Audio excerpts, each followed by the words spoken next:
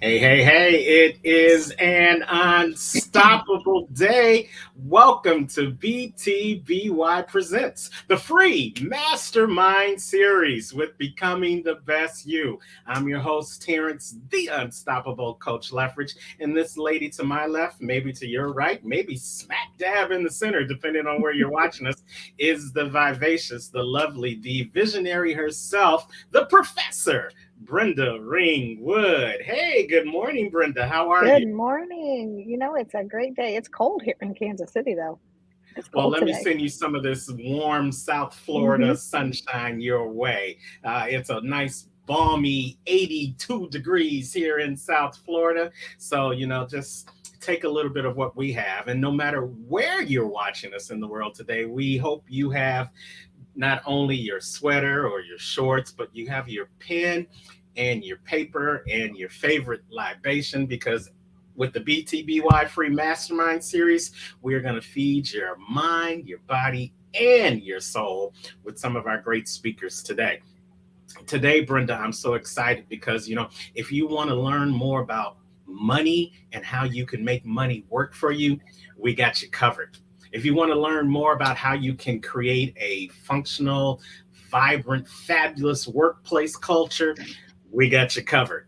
If you want to learn how to trust your heart, your mind, and go with your gut when it comes to shifting your mind and moving to the next level of your greatness, we've got you covered today with some of our great speakers. So you definitely should keep your face in the place. And while you're doing it, go on and comment in the feed and we'll put your comments up, put your questions in the feed because we know people are going to have some questions about all the things that we're talking about today in our free mastermind series. As we say, good morning to Corey Fox, Uprisings. How you doing? Corey, thank you for joining. Go on and like and share and bring a friend into the group as we get ready to get started.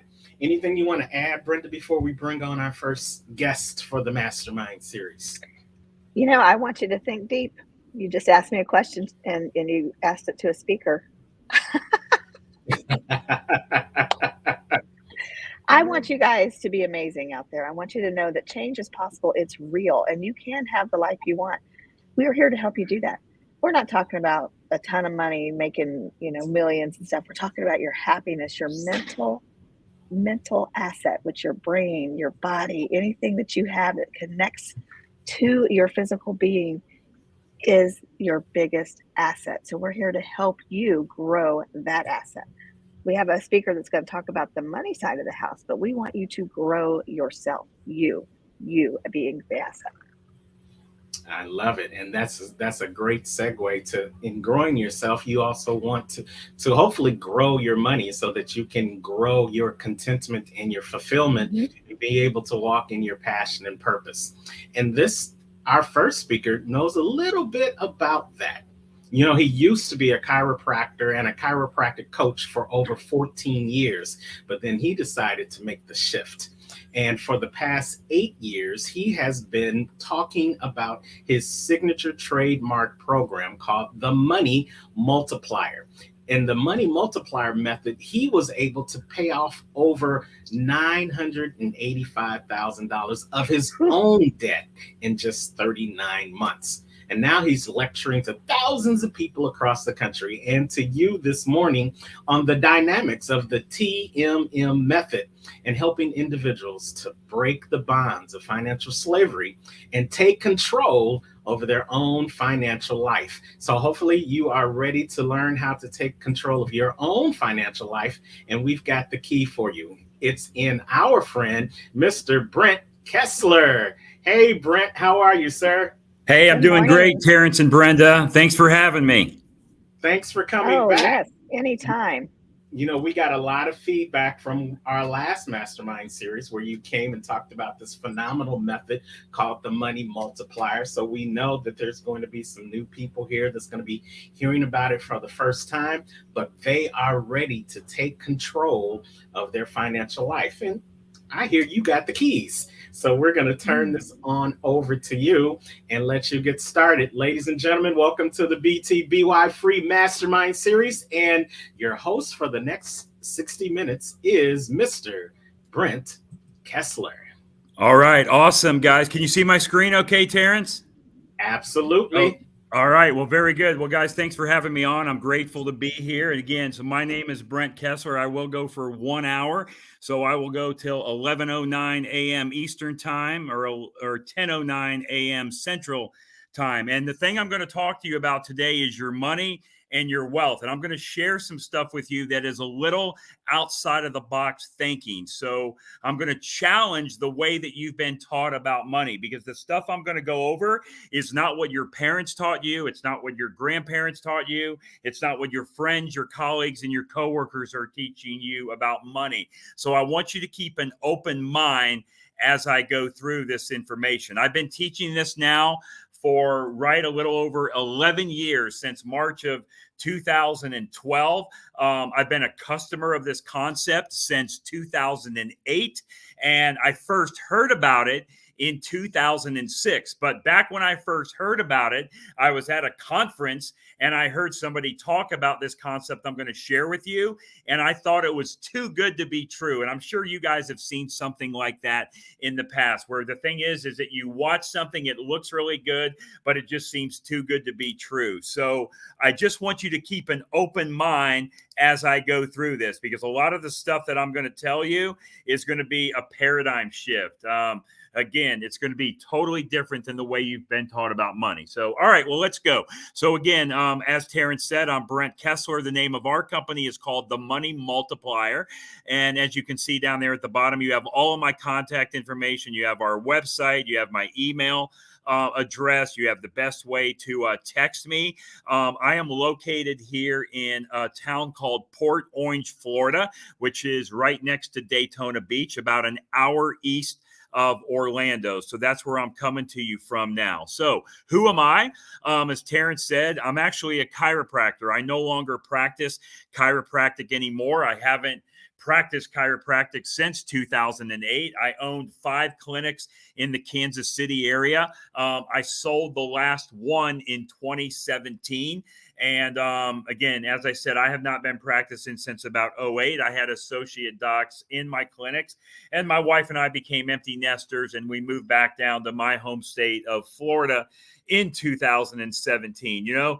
I probably could have moved before then, but my kids didn't want to leave the Olathe, Kansas area, and they didn't want to leave school. So we waited until they got out of school. But guess what happened whenever after I moved in 2017, they got out of school? That's right. They followed us here anyway. So I told my wife not to give them like our address, and right. So, but anyway, she did, and they followed us. So anyway, the concept that I'm going to tell you about, as I said, I first heard about it in 06. I didn't believe it. I didn't start until 2008. Well, after I started this process, I was actually $984,700 in debt. That's what I owed to the third-party creditors. Now, you're probably wondering, how does a guy from Kansas get to be almost $1 million in debt, right? I know if you live in California, that buys you a very small house, but in Kansas, it buys you a lot. Well, again, how did I become almost $1 million in debt? Well, I had my student loans from chiropractic college. I had the house that I lived in that I owed money on. I also had a condo on the Lake of the Ozarks between St. Louis and Kansas City. And if you have a condo on the lake, guess what you have to have? You have to have a boat and a wave runner, right? That's right. You can't have a condo on the lake without a boat and a wave runner. I'm also an airplane pilot. So as an airplane pilot, I had to have my own airplane as well. And then, of course, my chiropractic clinics, right? So it didn't take me a lot to become almost $1 million in debt. Well, I was able to take this concept that I'm sharing with you today, and I was able to pay that debt off in 39 months. That's right, 3 years and 3 months. And all I had to do is add one step in my financial life. I didn't have to change my cash flow. I didn't have to work any harder. I didn't have to take any additional risk or lose control of my money. All I did was added one step in my financial life. And that's what I'm going to show you how to do here today. Now, this process, the method, the concept, right, that I'm teaching you, it's not something I invented. No. It's been around for over 200 years. The concept that I'm teaching you, I learned about it from a guy that wrote this book called Becoming Your Own Banker. Now, that is a book that you absolutely want to add to your wealth building library. Now, this man named Nelson Nash wrote the book, and actually Nelson Nash passed away in 2019. Actually, it was March of 2019, so just a little over 4 years ago, at age 87 years old. So he completely changed my financial life. This book changed my financial life. He also has a couple other books out there too. One is called Case for IBC, and the other is called Building Your Warehouse of Wealth. But this book, you want to add this to your wealth building library. I'm not here to sell you books, although you can go to our website and you can order it. You go to Amazon or wherever you get your books, go buy this book. All right. And also it has 2 hours of audio that you can also get with it, because if you're because if you are a lot like me and you have ADD or you just have trouble reading or remembering what you read, it also has audio with it as well. So that is the book that changed my life. Now, a few years ago, I wrote another book called Mapping Out the Millionaire Mystery with a colleague of mine named Chris Naugle. Now, a lot of you guys in the real estate world or that are active in maybe stuff that like anything that has to do with real estate, Chris is very active in the real estate world. He lives in Buffalo, New York. He's had a couple shows. He's had just a show on House Hunters, another one on HGTV called Risky Builders. But anyway, Chris and I wrote this book called Mapping Out the Millionaire Mystery. Now, as a gift for all of you, I will actually send you the ebook version of this book. So all you have to do is either go to our website, themoneymultiplier.com, or just send me an email, Brent@themoneymultiplier.com, ask for the ebook, and I will send it to you as well. So just to be totally clear, and hopefully the sound is working, but just to be totally clear of what I'm going to be talking about for just a little under the next hour.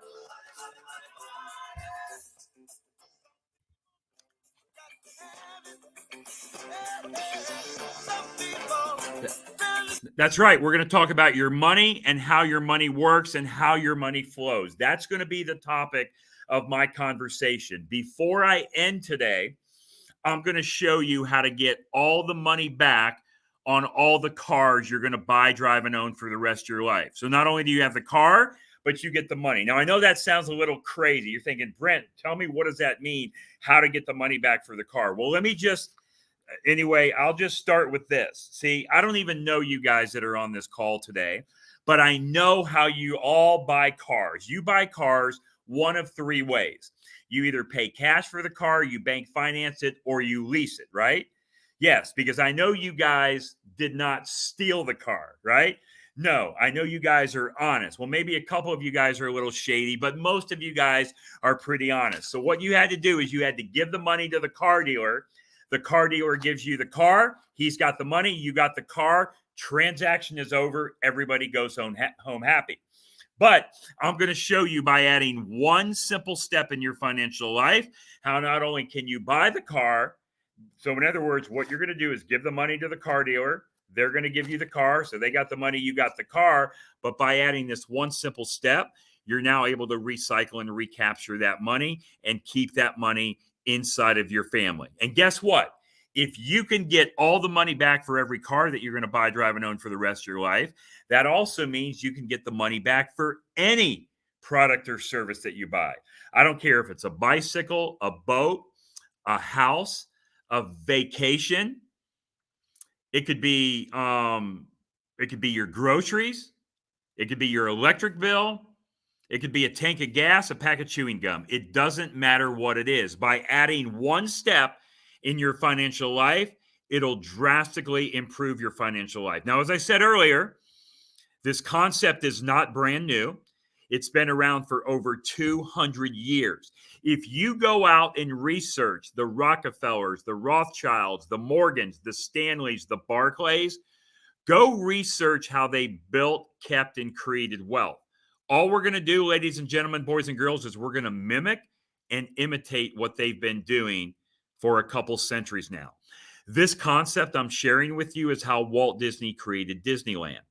It's how Ray Kroc got started with McDonald's. It's how Pampered Chef got started before Warren Buffett bought Pampered Chef. We're adding one step in our financial life. Now, I don't have a whole bunch of time today, so there's got to be some parts I cut out, and this is one of them. But I want you to do some homework tonight when you're all done watching the full day's presentation of the awesome information you're going to hear throughout the day. I want you to go to YouTube, and I want you to click on the backward bicycle. And there's a video that's going to come up that's about 7.5 minutes long. And this is how it starts. Hey, it's me, Destin. Welcome back to Smarter Every Day. You've heard people... Okay, now I'm not going to play that video for you, but that's your homework. Go watch the backward bicycle video, and you're going to see why, after you watch that I'm having you to watch it. Because, again, the information I'm going over with you is outside of the box thinking. It's not normally what you've been taught to do about money. All right, so there's a guy named Will Rogers, and Will Rogers says the problem in America isn't so much what people don't know, it's what people think they know that just ain't so. So a lot of the things you've been taught about money may not actually be the truth, so keep an open mind as we go through this. We're going to talk about how your money flows and the method to get all of your money back. But in order to do that, for about the next hour, a little less now, you and I have to agree on what the definition of money actually is. If I asked you to tell me the definition of money, you would give me all kind of different answers. All money is a means of exchange. That's going to be our definition today, is a means of exchange. And so what does that mean? Well, everything you do with money is exchange it. In other words, you exchange your food for money, money for food. Car for money, money for car. House for money, money for house.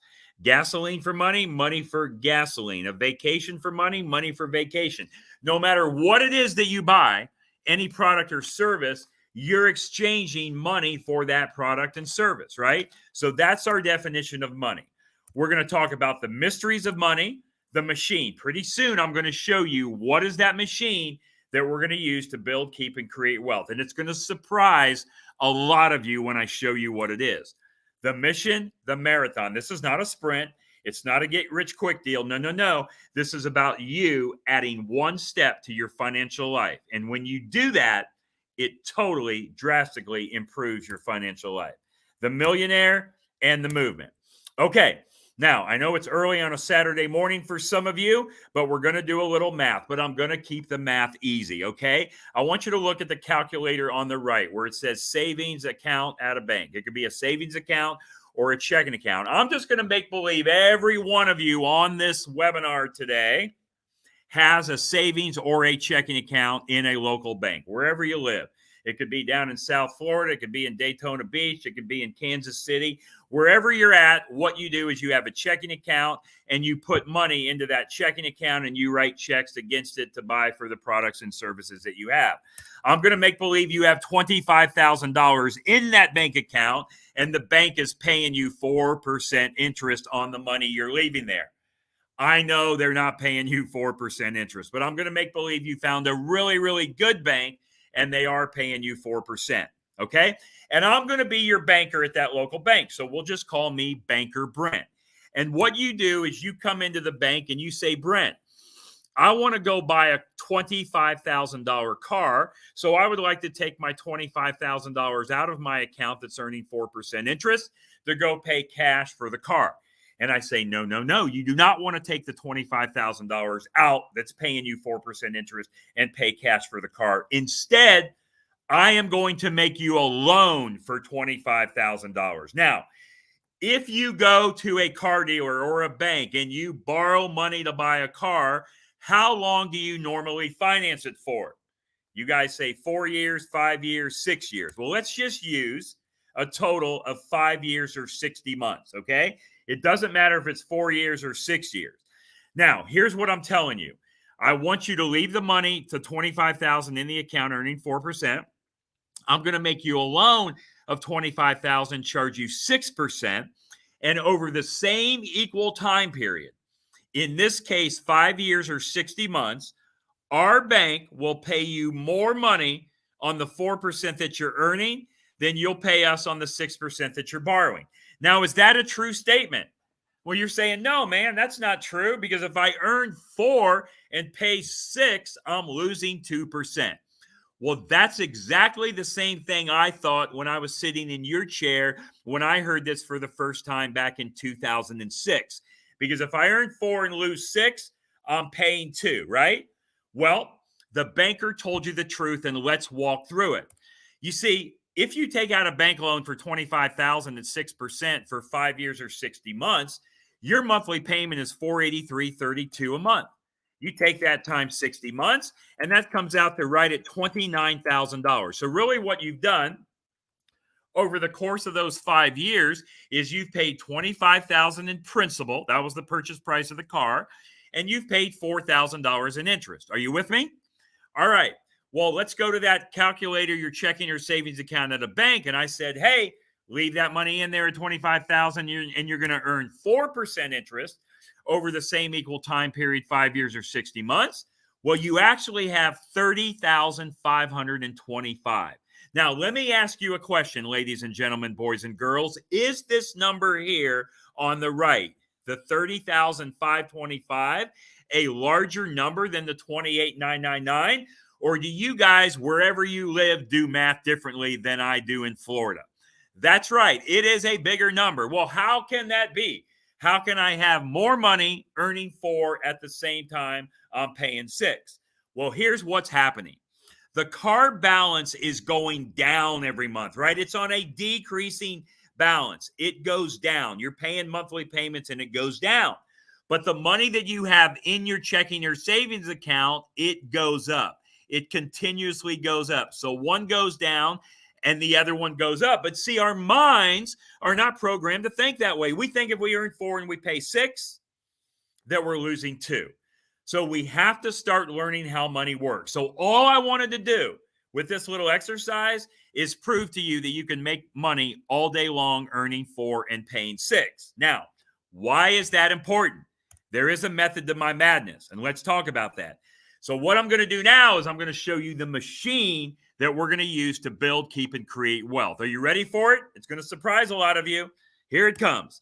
That machine is a whole life insurance policy in a mutual company that pays dividends. Now, I wish you could see all of your faces right now because you guys are like, what?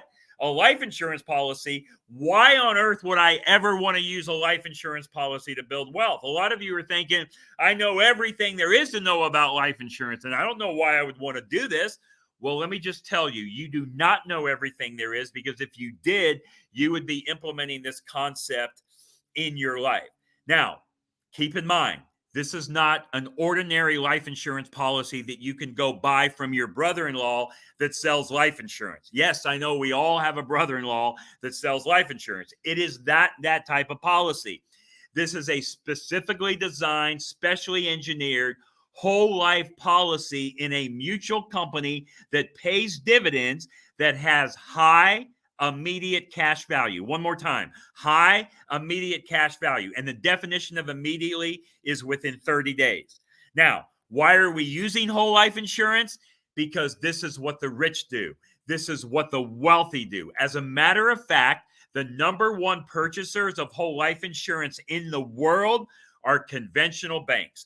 Conventional banks own more in whole life insurance than all of their land and their buildings combined.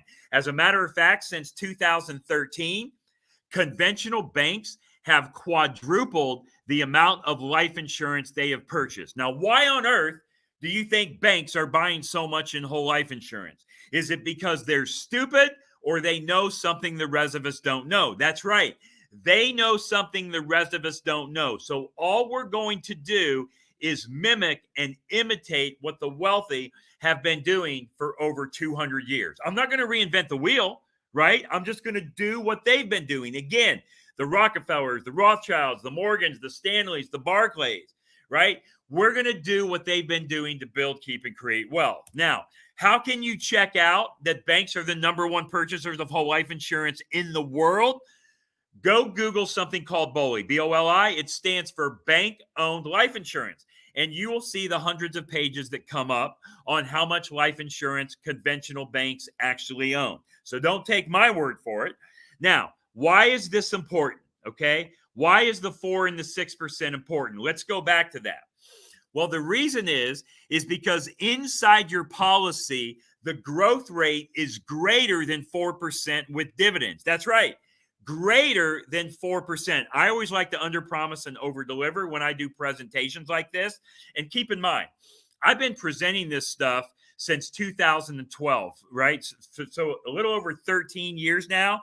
Prior to the pandemic, I was doing 55 to 70 live events a year, not to mention all the Zoom calls. And then when the pandemic came, everything just went to Zoom and virtual.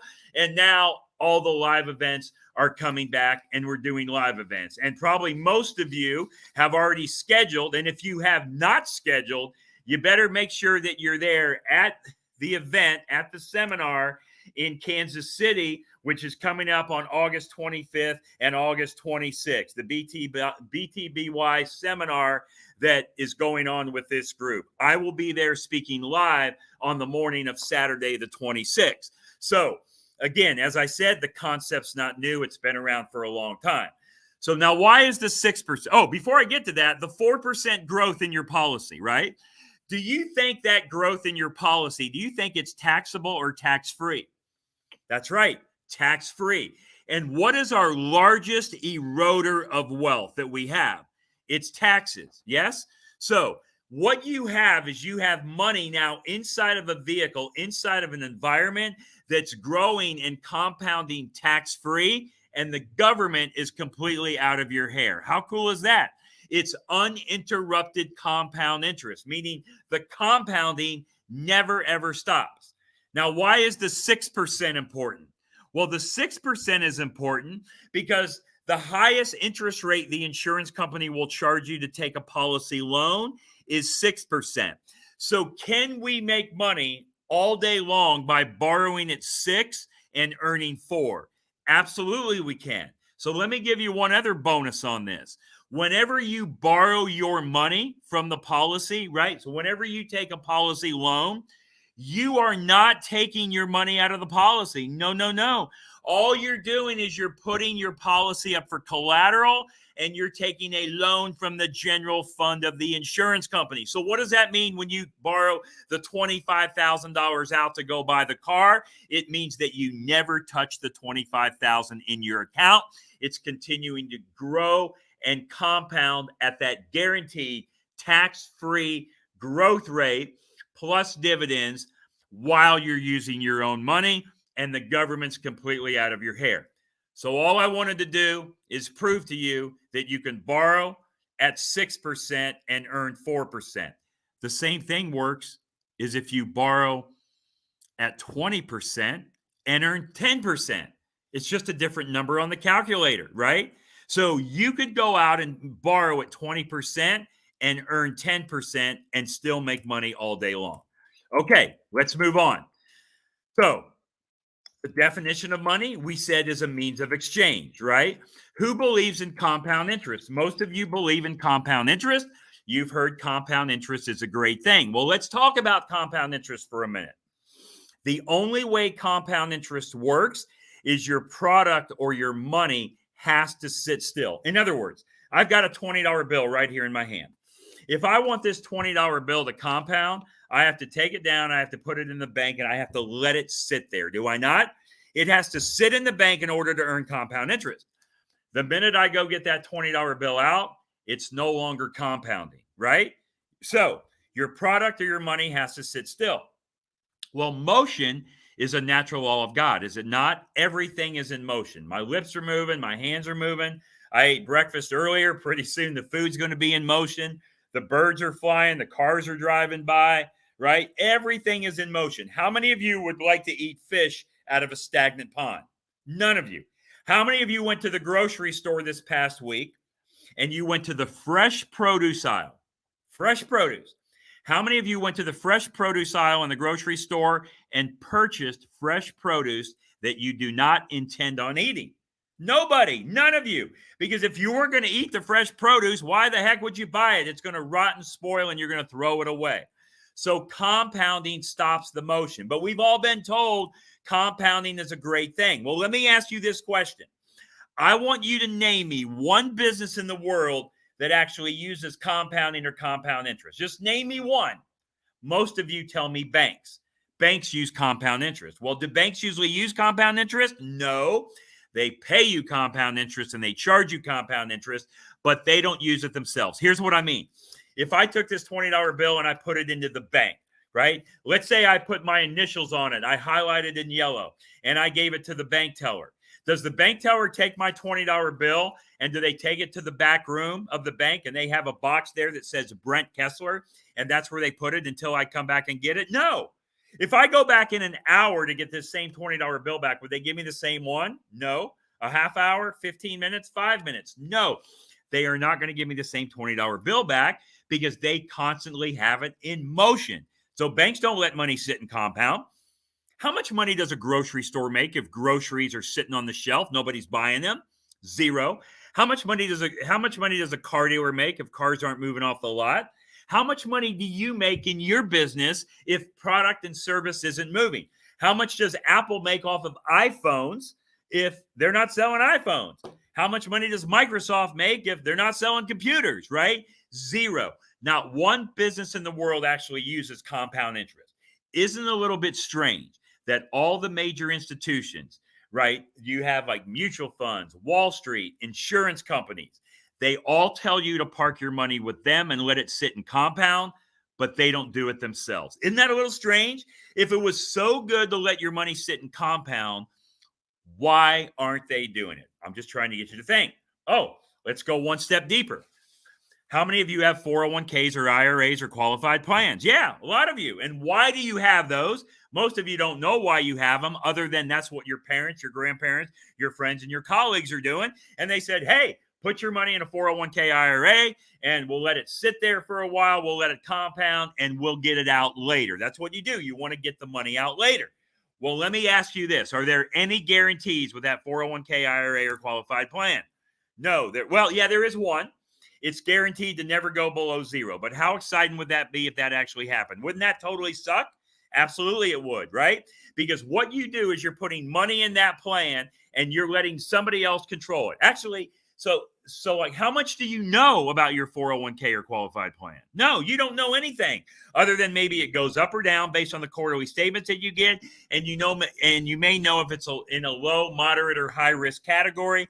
But other than that, you guys don't know crap about that plan. And who's controlling it? You or somebody else? Somebody else is controlling it. Oh, well, let me ask you this. In the last 18 or 24 months, how has your 401k IRA qualified plan been doing for you? Have you guys looked at those statements lately? Probably not. So I just want you to control your own money instead of letting somebody else control it. Now, is $1 worth more today or in the future? The answer is today. If you ever forget that, think about how many candy bars you could buy 25 years ago for $1, how many you can buy today. Are taxes going to go up or go down? That's right. They're going to go up. The history is they go up. And even if taxes don't go up, we're taxed on more stuff all the time. Are we not? Number 3, if you have a choice to pay tax on the seed, the small amount, or the harvest, the large amount, which one do you want to pay tax on? That's right, the small amount. I agree with all three of your answers. You are violating all of those answers by putting your money in a 401k, IRA qualified plan, because what you're doing is you're giving up good dollars today to get paid back with non-guaranteed dollars in the future that are weaker. You're compounding the tax because the tax is always going to be there. And when you do pay tax, you're going to pay it on the higher amount and not the lower amount. And how long do you have to wait to get that money? You got to wait till you're 59 and a half, or you have to pay a penalty. But even after you're 59 and a half, you still have to pay the tax anyway. Do you not? I'm just trying to get you to think about what's going on in your financial life. Okay. Now, let's talk about how banks work. This is how your bank works. Now, I'm going to say you have $100,000 of your money. It doesn't matter if it's $1 or $1 million. The point I want you to get is that it's your money. What you do is you do this with, see, I don't even know you, but I know what you do with your money. You take your money and you put it down into the conventional bank, wherever you bank, the Bank of Texas, the Bank of Kansas City, the Bank of Florida, Wells Fargo, US Bank, Chase Bank, wherever it is. Remember, I said you found a really, really good bank, and the bank's going to give you 4% interest on your money. I know they're not, but we're going to say you found a good one. Well, when you deposit that money into the bank, that money becomes a liability to the bank, doesn't it? Yes, because they owe you interest. How does the bank take your money and turn it into an asset? They loan it. Loans are assets to banks. But guess what we think of as a loan? We think of a loan as a debt, a payment, an expense, a liability. We have to start thinking of a loan as an asset, and you'll see here in a minute. So after you put your money into the bank, guess what you do with it? You go back to the bank and you say, Mr. Banker, I want to take some of the depositor's money, which you're the depositor, and I want to borrow money to buy a house. Who on here has ever borrowed money to buy a house, right? From a bank? Probably a lot of you. So I'm just going to say they're going to charge you 7% interest. Don't get hung up on the numbers. I want you to get the concept. So what you do is you deposit your money in the bank. You go to the bank and say, Mr. Banker, I want to borrow some of the depositor's money to go buy a house. So the bank charges you 7%. And guess what you have to do? You have to pay the bank back with interest, right? Have you ever skipped a house payment? If you have, it's probably only been one or two, because if you skip more than that, you aren't going to be living in that house very long. So you pay your payments with interest like clockwork. So who's in control of that transaction? The bank. Well, how many of you besides myself has ever went to a bank to borrow money to buy a car? Yeah, let's call that 8% interest. If you borrow money from a car, you have to pay the bank back with interest. Who's in control of that transaction? That's right, the bank. What about a house remodel? Have any of you ever went and borrowed money on a HELOC loan or to do a house remodel? Maybe new granite countertops, a swimming pool, a tile floor, a basement, an extra room. Let's call that 9%. The money has to go back in the banking system. See, I hope you're seeing here, ladies and gentlemen, boys and girls, all money does is it flows in the bank, out of the bank, in the bank, out of the bank, in the bank, out of the bank. That's why that $20 bill I highlighted and put my initials on it is not there in an hour when I go back and get it, because the money is in motion. But they want you to compound your money and leave it sit still, but they're going to put their money in motion. Just trying to get you to think. Finally, let's do a debt consolidation loan. Call it 12%, pay off all the credit cards. That money has to go back in the banking system. So here's my question. Who's in control of every one of these transactions? That's right. The bank is in control. How much risk did the bank take to do all of this? Not very much. Not very much, because whose money did they use? They used your money, so they really didn't take a lot of risk. Now, I will agree, interest rate offsets risk. So the higher risk you are as a borrower, the higher you pay in interest. But if you're too high of a risk, is the bank going to loan you money anyway? No. Now, let's do a little math.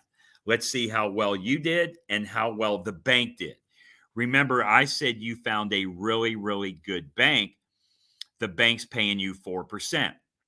Well, if they loaned your money to you or somebody at 7% and you made 4, they made 7, you made 4, how much more did they make than you? That's right, 7 minus 4 is 3. And then how about 8 minus 4? How much more did they make? 8 minus 4 is 4. 9 minus 4 is 5. They get a little harder. 12 minus 4 is 8. So look at this. The bank made 20% and you made 4%. The bank made 20% and you made 4%. How much more did the bank make than you? Well, you guys are thinking, Brent, that's pretty easy. 20 minus 4 is 16, right? 16 is the answer you guys give me. Close. What about 500%? Because look, ladies and gentlemen, boys and girls, if you made $4 and the bank made $20, didn't they make 5 times the amount of money you made? Yes. Banks are making between 400 and 1,300% on the money you leave there every year. Don't take my word for it. I know you're thinking, Brent, that sounds crazy. How do I really know you're not lying to me? I hear you flapping your gums and moving your lips. How do I know that's the truth, what you're telling me? Don't take my word for it. Go and get something called BauerFinancial.com. Go to BauerFinancial.com. You can look up any bank that you want, a big bank that we all know the names of, a little small hometown local bank. You can get their annual report. I don't care if you get it from this year, last year, 10, 20 years ago. You will see in that annual report that banks make no less than 400% annually on the money that you leave there. I've been teaching this now for over 11 years. I've asked this question on every presentation that I do. I ask you, please go find a bank that makes less than 400% annually on the money you leave there. And when you find it, share it with me and I'll change my presentation and give you the credit for it. Nobody's been able to show me yet. Maybe you might be the first. So all I want you to do is I want you to become the bank. That's it. You want to be the banker in your own life because all of this stuff, you guys are doing it now anyway. You're buying houses, you're buying cars, you're doing house remodels, or using HELOCs, you're using credit cards. Who is getting all of your money? Don't you sometimes wonder who in the heck gets all your money? Where does it go? All right. There's my resource, BauerFinancial.com. Go check it out. If you find a bank that makes less, email me, Brent at themoneymultiplier.com, or text me on the number I gave you earlier. Tell me what that bank is. I will change my presentation. We're going to skip this part for time, but every part that I skip, I will show you how you can go back and watch it later. Now what we're going to do is we're going to talk about how to get all the money back for all the cars you're going to ever buy, drive, and own for the rest of your life. So what does that mean? Not only do you buy the car, you give them the money, you get the car, but now by adding that one step, you're going to get the money back. And if you can do it with a car, you can do it with anything. So let's run through this. You see a lot of numbers on the screen. I'm going to make it happy. First of all, remember what the machine is we're using to build our wealth. That's right, a whole life policy in a mutual company that pays dividends. Now, you pay premium into the policy. Now, in this example, if you see here, policy premium deposit is $10,000 a year. Do not get hung up on the number. If you don't like the number, take a zero off. If it's too small, times it by 2 or add a 0. When you pay premium into the policy, I will never, ever, ever tell you how much premium to put in. You're going to tell me how much you want to put in. You're going to tell me if you want to put it in monthly, quarterly, twice a year, annually. Now, a premium to a life insurance policy is a payment, right? Yeah, that's what you would think. But remember what I said earlier? I said when you put money into this account, you have cash value access immediately. And my definition of immediately is within 30 days. So if you put money into this policy and you have cash value immediately, is that treated more like a payment or a deposit? In my simple mind, a deposit. Yes, it is a payment, but it's all the way that you think about it. All right. If I can use that money immediately, it's treated more like a deposit. And have you ever made too many deposits in your bank account? Never. What word do you like better, payment or deposit? Yes, deposit. Age doesn't matter and death benefit doesn't matter. It is a life insurance policy. I'm going to blow this up a little bit. And you have all these columns here. And can you see the first column? It says year 1 to 8, 9 to 13. That's just time. That's all it is. And then if you notice this column of age and death benefit, I have those numbers grayed out because it doesn't matter about age and death benefit. See, I'm not here to talk to you today about life insurance or death benefit. No, no, no. I'm here to talk to you about the cash that's inside of your policy. If I solve your need for finance and cash, you'll have more death benefit than you can ever imagine. The death benefit is the bingo, the bonanza, the icing on the cake, the cherry on the icing, right? Because this is the vehicle, the product that we're using to build our wealth is a whole life policy in a mutual company that pays dividends. Why are we doing that? As I said earlier, it's what the wealthy use. If there's a better tool out there on this planet that has these features and benefits to build, keep, and create wealth, please, please, please share it with me and tell me what it is. Because I've been looking now since 2006. Where are we at? 2023. I've been looking now for 17 years, and nobody has ever been able to show me a better vehicle that has these features and benefits. Okay, so in this policy, we're going to put in $10,000 a year, and we're going to pay it for 7 years. Now, remember, it's up to you how much you put in, and it's up to you how long you pay it. I will tell you, I have over 7,000 clients in every state of the country. No client that's ever been with me for 2 years or longer has ever quit paying the premium deposit into their whole life policy in a mutual company that pays dividends. The only reason that you would quit would be in the first 2 years. And the only reason you would do that is if you had a severe financial catastrophe or disaster. But once you get first to 2 years, you will pass the 2 years, you will never, ever stop paying it because of the growth that's going on inside your policy. It is ridiculously crazy. And you see all of those numbers before you ever sign, accept, and pay for your policy. So even if you told me, you say, Brent, this is pretty cool, I want to start doing this right now, you can't start because you have to get approved for the policy. The insurance company has to make sure you look as good as on the inside as you do on the outside, and you've got to get approved for the amount of money that you want to put in. So you will make sure any policy that you see the growth, the guaranteed growth, the contract that's happening in the policy. If you don't, then you should run. You have to see the policy contract before you sign and pay the policy. All right, I got a little off base there. This person put in $10,000 a year for 7 years. All right. At the end of the third year, beginning of the fourth year, he went out and bought a $25,000 car. Now, I would never have you wait to the end of the third year, beginning of the fourth year to use the money in the policy. I want you to use the money immediately. You see up here in year one, cash value available, $5,831. I want you to start using that money immediately. But just for the sake of presentation purposes, I want to show you how to recapture the money for the cars. In real life, you would start using the money immediately. Just know this. You just have to trust me on this for a minute. When you use the money immediately and when you play honest banker with yourself, and if you pay yourself back with interest, the same way you pay a bank back with interest, the numbers only get bigger. It only gets better than what I'm about to show you. Okay, so when you borrow that $25,000 to buy the car, you're going to pay yourself back with interest, $500 a month or $6,000 a year for 5 years. So what you're going to do is you're going to borrow 25, pay back 30, borrow 25, pay back 30. Now I know what you're thinking. You're thinking, Brent, it's my money. Why would I want to pay myself back with interest? Well, let me ask you this. Whenever you go to a bank, do you pay them back with interest? Absolutely, and you never skip a beat. So why do you pay a bank back with interest? Right? Because you have to. You know it's the right thing to do, and that's what they require. So you have to start paying yourself back with interest whenever you borrow money from yourself. Because if you don't, you're saying your money is not as valuable as the bank's money. So treat your money the same way you treat a bank's money. That's it. That's all we're doing. All you're doing is adding one simple step. You're buying a stupid life insurance policy. So what we're going to do is we're going to borrow 25, pay back 30.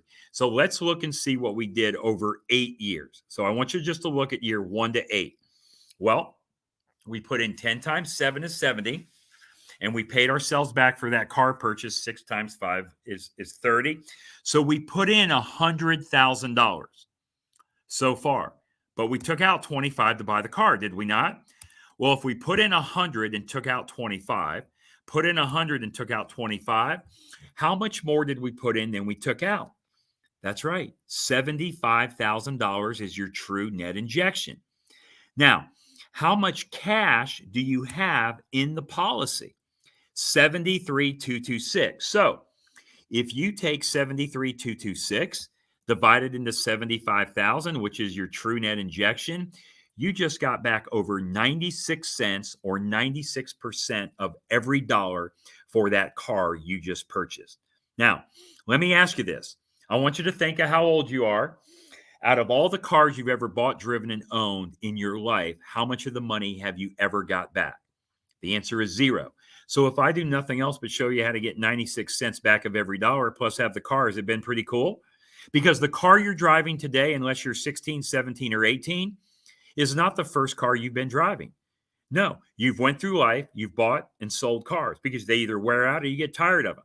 You may be married, you may have children, grandchildren that drive, you may have brothers, sisters, aunts, uncles, nieces, nephews, associates, friends, and family that drive cars. And they're constantly changing cars. Out of all of those cars in existence, how much of the money do those people have today? The answer is zero. So all we're doing, ladies and gentlemen, boys and girls, is we're adding one step. Is there anything stupid, ridiculous, or crazy that I'm doing? No. All I'm doing is adding one step. I bought a stupid life insurance policy and I'm using it to buy the car. Everything else you're doing the same. You're just adding the one step, buying the policy, using the money from the policy. Okay, let's go on and look at 9 to 13, year 9 to 13. That's all I want you to focus on, year 9 to 13. So now we go buy another car in year 9. Why do we buy another car? Because that 5-year-old car, maybe you're sick of it, maybe you're wore out, or maybe you're tired and your spouse has been tired of walking for 5 years and they're ready to start driving and have a car. Either way, you buy another car. Where does that $25,000 come from? It comes from the $73,226 of cash value. In this case, I would never do this in real life, but in this example, I'm no longer putting premium into the policy. I'm not putting any more premium into the policy. All I'm doing is I'm going to buy the $25,000 car. I'm going to pay myself $5,000 a year, $500 a month, or $6,000 a year back in interest, principal and interest, just like I was doing before. So look at year 9 to 13. What did I just do? I put in 25. I'm sorry. I took out 25, put in 30. Took out 25, put in 30. How much more did I put back than I took out? That's right. $5,000 is my net injection because 30 minus 25 equals 5. Well, how much cash do I now have in my policy? It's okay to say it. I have $95,000 in cash. So what just happened from year 8 to 13? My cash value grew over $22,000 with a $5,000 net injection. How do you like buying cars my way? Is there anything stupid, ridiculous, or idiotic that I'm doing? No. All I did is bought a stupid ass life insurance policy and I'm using it to buy the car. You guys are going to buy the car anyway. I've only added one step. Now, I know what a few of you are thinking right now. You're thinking, Brent, why did you just use the word ass? That was not very nice. Well, because there's 3 of you that are texting, somebody's watching TV, another one's washing dishes, and I see someone burping the baby, right? So now that I said the word ass, you guys are right back with me on the screen and I got your full attention. I don't know what it is, but it's something about the word ass that brings you right back to attention, and now you're with me again. Thank you for that. All right, now watch this. What did we do in 13 years? Now, how fast is 13 years going in your life? I will tell you I'm 55. It feels like just yesterday I was 42. It goes by fast. But let's look and see what we did in 13 years. Well, look at year 1 to 8. I put in 10 times 7 is 70. 6 times 5 is 30, $100,000. In year 9 to 13, I put in 30,000. So I put in $130,000 in 13 years.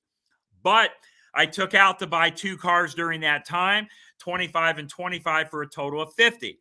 So if I put in 130, took out 50, put in 130, took out 50, how much more did I put in than I took out? That's right. $80,000 is my true net injection. 130 minus 50 equals 80. How much cash is in my policy? Yes, you can say it. 95,000. Well, wait a minute, Brent. Are you saying I put in 130, took out 50 to buy the car, so my net injection is 80, and I've got 95,000 in cash? That is right. And if that's true, which it is, how much did those cars cost you to drive, own, and use? Now, the way my simple mind thinks, Nothing. I made money. If my net injection is 80 and I've got 95, I made money. I made 15 extra $1,000. And that's exactly the way that it works. Not only do you have 95,000 in the account, guess what else you have? You have 2 cars on your driveway. A 5-year-old car and a 10-year-old car that you've owned, driven, and used. You can still continue to own, drive it, and use it. You can sell it, donate it, give it away, whatever you want. So did you just get all the money back on all the cars you're going to buy, drive, and use forever? Absolutely you did. And what did we do? We just added one step in our financial life. That's it. We added one simple step. Now, I can't sit here and tell you that it cost you nothing. Even though in my mind, I think it cost me nothing. I want you to go back up in year one. Look at year one. We put in 10,000. We didn't have all 10,000 to use, did we? No, but that's okay. Are you in this for the long term or the short term? You all tell me long term, but we tend to get hung up in short term thinking. Have you ever read a book called A Purpose-Driven Life by Rick Warren? In that book, Rick Warren says life is like a marathon. It doesn't matter where you start. It only matters how you finish. This is the game of life, right? So there are 3 rules. Oh, actually, before I tell you that. So if I can show you how to get all the money back for a $25,000 car, what do you think would happen if this wasn't a $25,000 car, if it was a $50,000 car?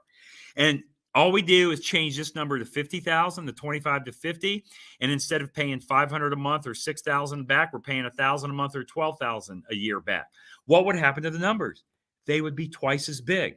What if mama and daddy had a $50,000 car? They would even be bigger. Well, if I can do this for a car, could I do it for a boat, a bicycle? Could I do it for a house?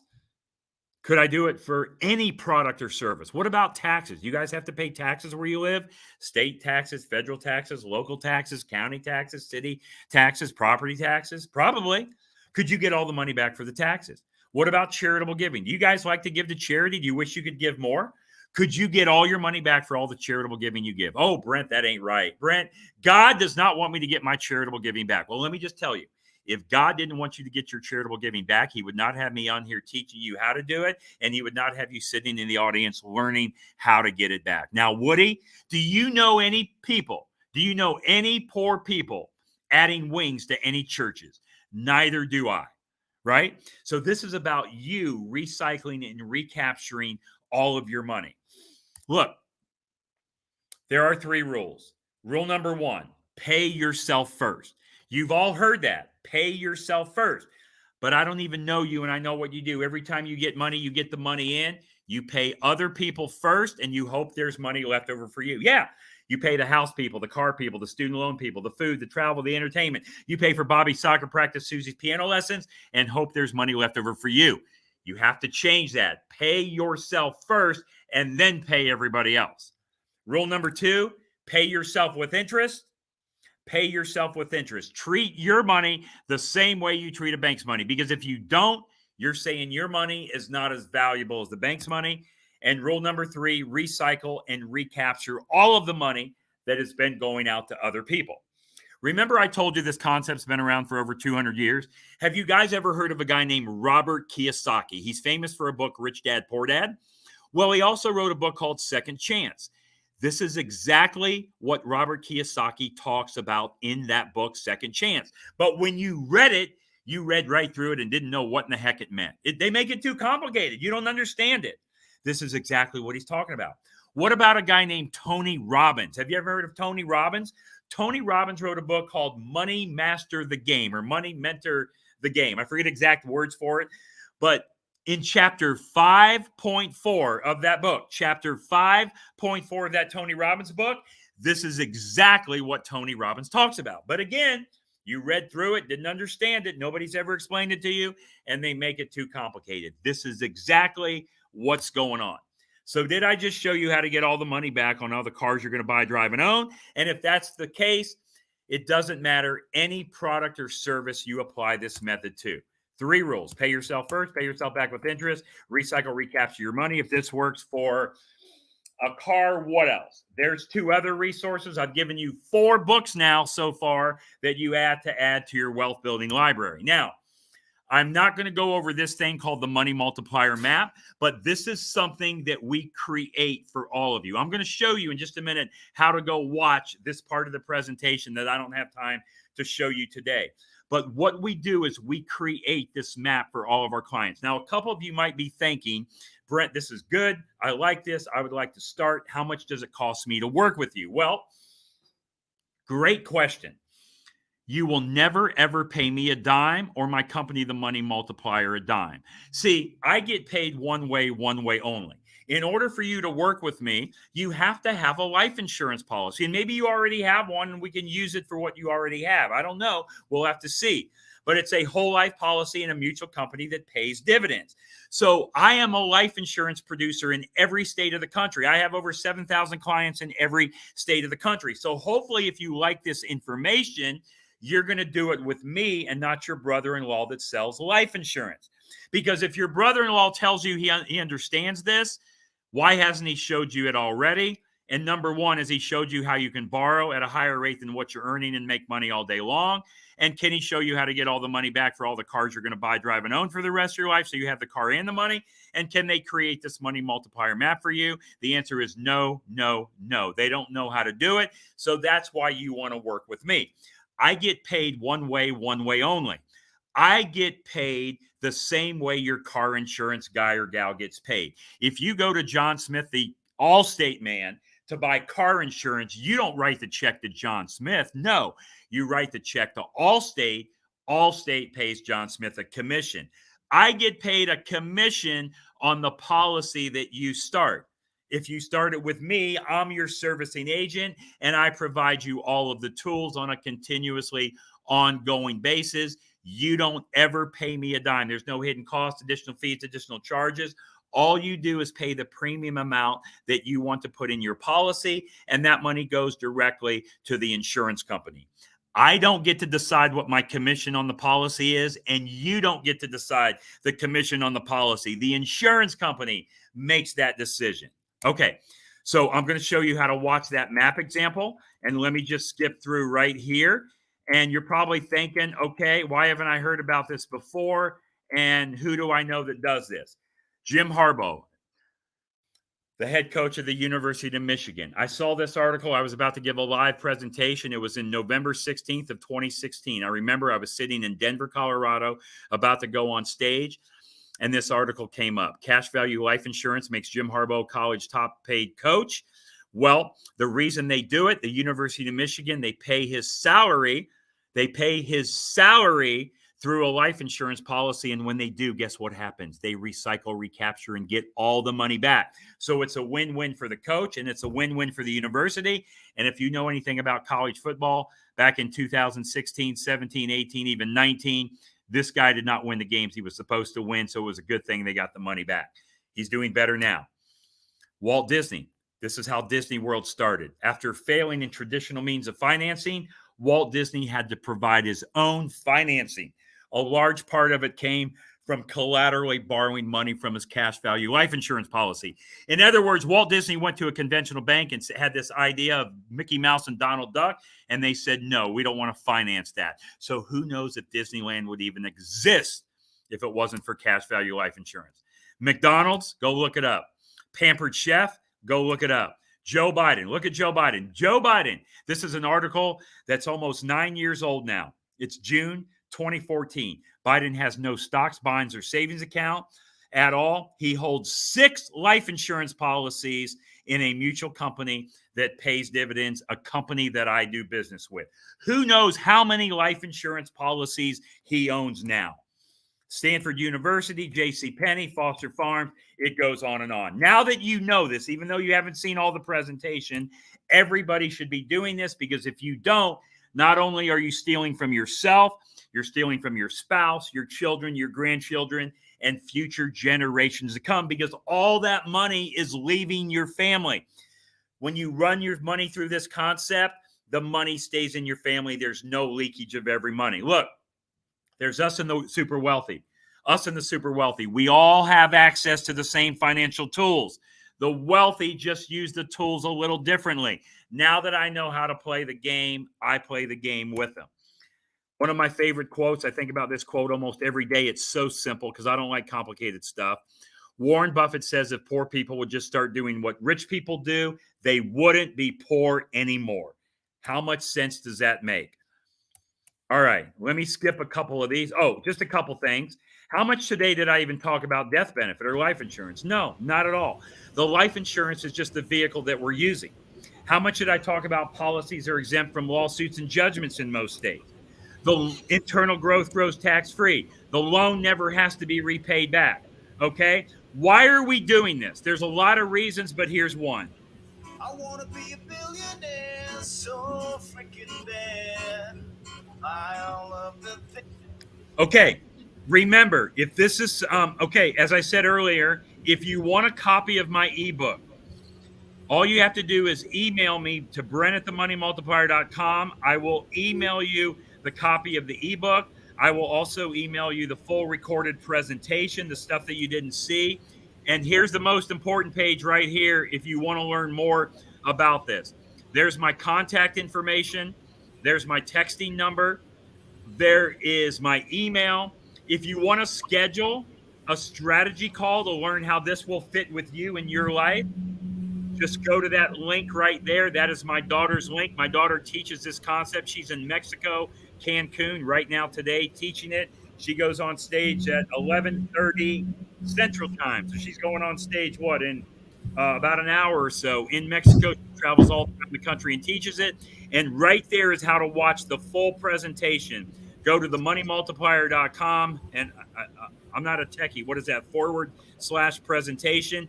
Click on Watch Brent Now. Okay. On the strategy call, all we're going to do is go through and answer your questions and how this can work for you.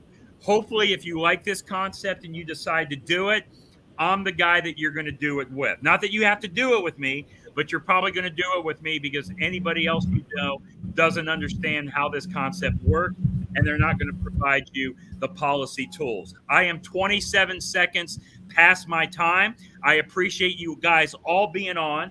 I really, really, really hope to see you. Let me verify those dates one more time. I really hope to see you on August 26th. August 26th. In the Kansas City, Missouri area. I think we're close to the airport. I'm sure they'll give you details, both Terrance and Brenda. I will be there speaking on this concept live, so I hope to see you there. But in the meantime, I hope to connect with a lot of you. I'll throw it back to you, Brenda and Terrance. Thank you for allowing me to speak today. Let's give it up for Brent Kessler this morning on the BTBY Mastermind Series. Great job, Brent. Great job. Make sure you guys take a screenshot of his contact information while he still has it up on the screen. We'll also drop it up drop the banner up. And yes, you can see Brent again. If you want to see him live and in person, then you just got to come on and join us in Kansas City, August 25th through the 27th. He'll be live on stage on August 26th. And also he just graciously said he's going to do a breakout too, so he can answer all your questions about how you can multiply your money so you can take control of your financial life. Now, Brent, real quickly before we let you go, there was a question in the group, and they just wanted some clarification because you said if they already had a whole life policy, do they have to switch over to you, or you can still work with them with their current policy? Yeah, a couple different things. If you already have a policy, and if it's going to work for this concept, yes, what you can do is you can use it. I will work with you as long as you're doing at least one policy with me. As long as you do at least one policy with me and our organization, the Money Multiplier, I will work with your existing policies. But again, I'm happy to take a look at the policy you have, and I will take a look at it and see how it's designed. So all you need to do is call either your agent or the insurance company that you have your current policy with. Ask them for an in-force illustration, INFORCE, in-force illustration. They will email that to you. Once they email it to you, just all you need to do is email it to me, Brent@themoneymultiplier.com. I will take a look at it and I will go over with you the good, the bad, the ugly, everything that's going on inside of the policy. And if I was in your shoes, how I would use that policy. Thank you for that, Brent. Answer. So The information's been very, very interesting. Thank you. Yes. And you know, he only gave you just the tips of the iceberg this morning. So if you want to get more information, then you got to come on and join us in Kansas City, August 25th through the 27th. He's just going to be one of the many people that's going to be dropping nuggets to help you become the best version of yourself going into 2023. And again, if you can't wait till August and you want to reach out to him right now, we're going to put his information back up, Brent@themoneymultiplier.com. You can shoot him an email and ask your question or set up a time where you can do that consultation with him and you can get started on taking your financial life to the next level. Thank you so much, Brent. We always appreciate you spending some time with us out of your busy schedule. And I know you're about to go make somebody else a billionaire after you get off the call with us. So we appreciate you. All right. All right, Terrance and Brenda and everybody, thank you for having me. And I look forward to seeing you all in August. Oh, absolutely. And we'll see you next month, too. All right. Oh, great. Next month. Great. Take care. Bye-bye. Bye-bye. Bye-bye. That was Brent Kessler, the Money Multiplier here on BTBY Presents. You guys, this is the Mastermind series. You know, the price is free to watch the series, but the information you get is priceless. So we want to make sure that you are getting this information and don't keep it to yourself. It's a gift from us to you, but it's a gift that you can give to somebody else in your own world that you know might be struggling with their finances and they're trying to create financial freedom in their life. All right. So before we go to our next speaker, we want to give you guys an opportunity to just take a little bit of stretch and get prepared and turn the page on your next on your notepad so that you can be ready for our next speaker. So while we are doing that, you know, we have a lot of different programs here within the BTBY world, the BTBY global movement. And one of those is becoming the best speaker. We want to help you become the best speaker you can be, whether it's in your personal development, whether it's to be a better communicator in your relationships, whether it's to be a better communicator, blah, blah, blah, blah, like me, in your business, or whether you are looking to take this to the next level and become a professional speaker in your life. The BTBS Academy is for you. Becoming the best speaker is looking for new members, new students all throughout the year. And here's your opportunity to join our next class. So let's watch this little bit of commercial and we'll be right back.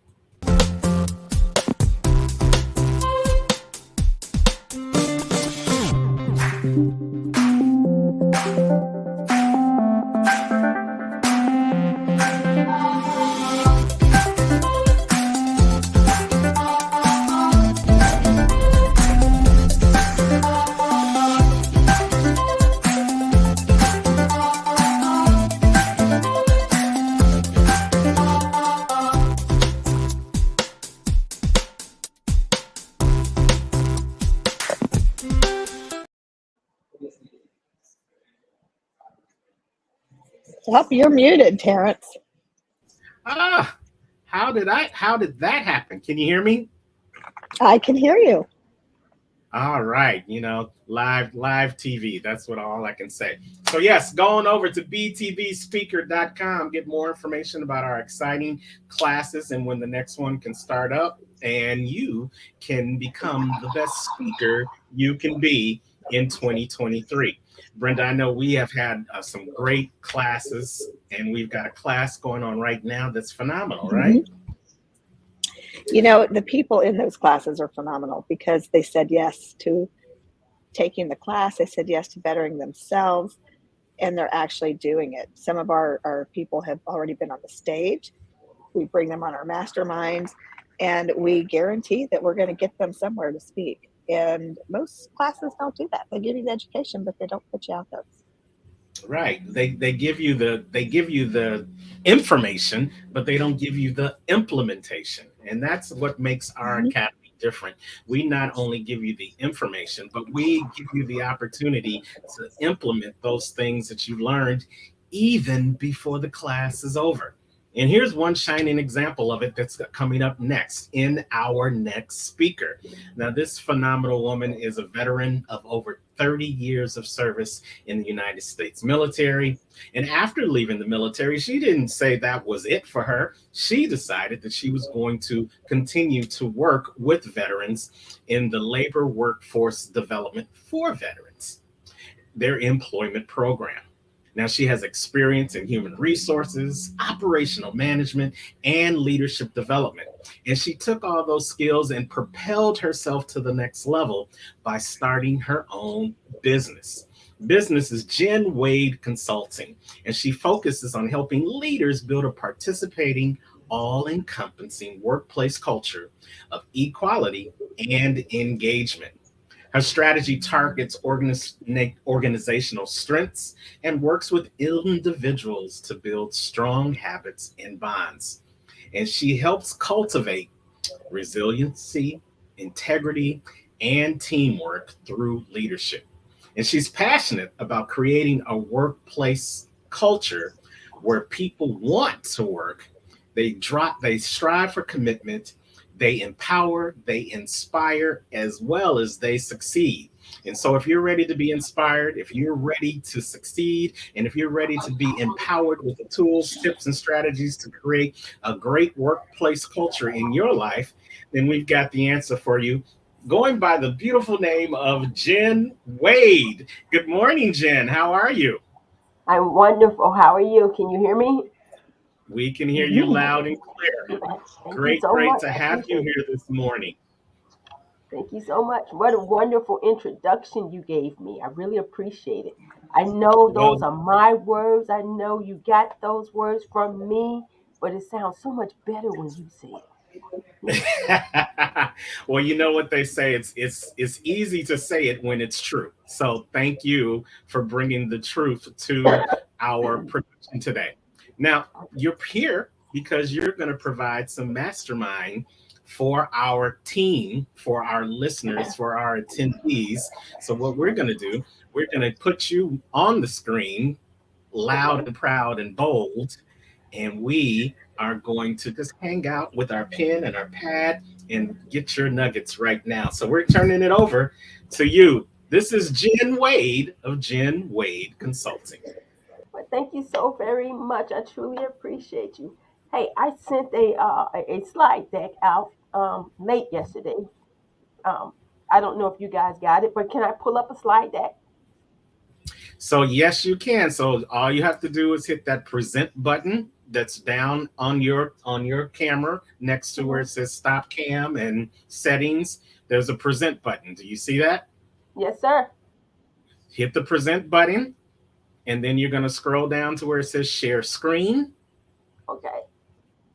Then you're going to look for your slide deck, and you're going to click on that. Mm, And as soon as I see it, we'll pop it up there for you.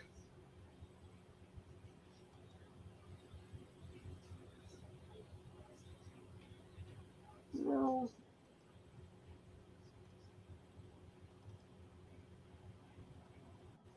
Do you see it? Yes, I do. So all you have to do is click on the slide deck and then hit the share button, and it Hmm. should pop up. There it is. There it is. Now go back to your deck and make sure you put it in presentation mode before I pull it up on the screen. Oh,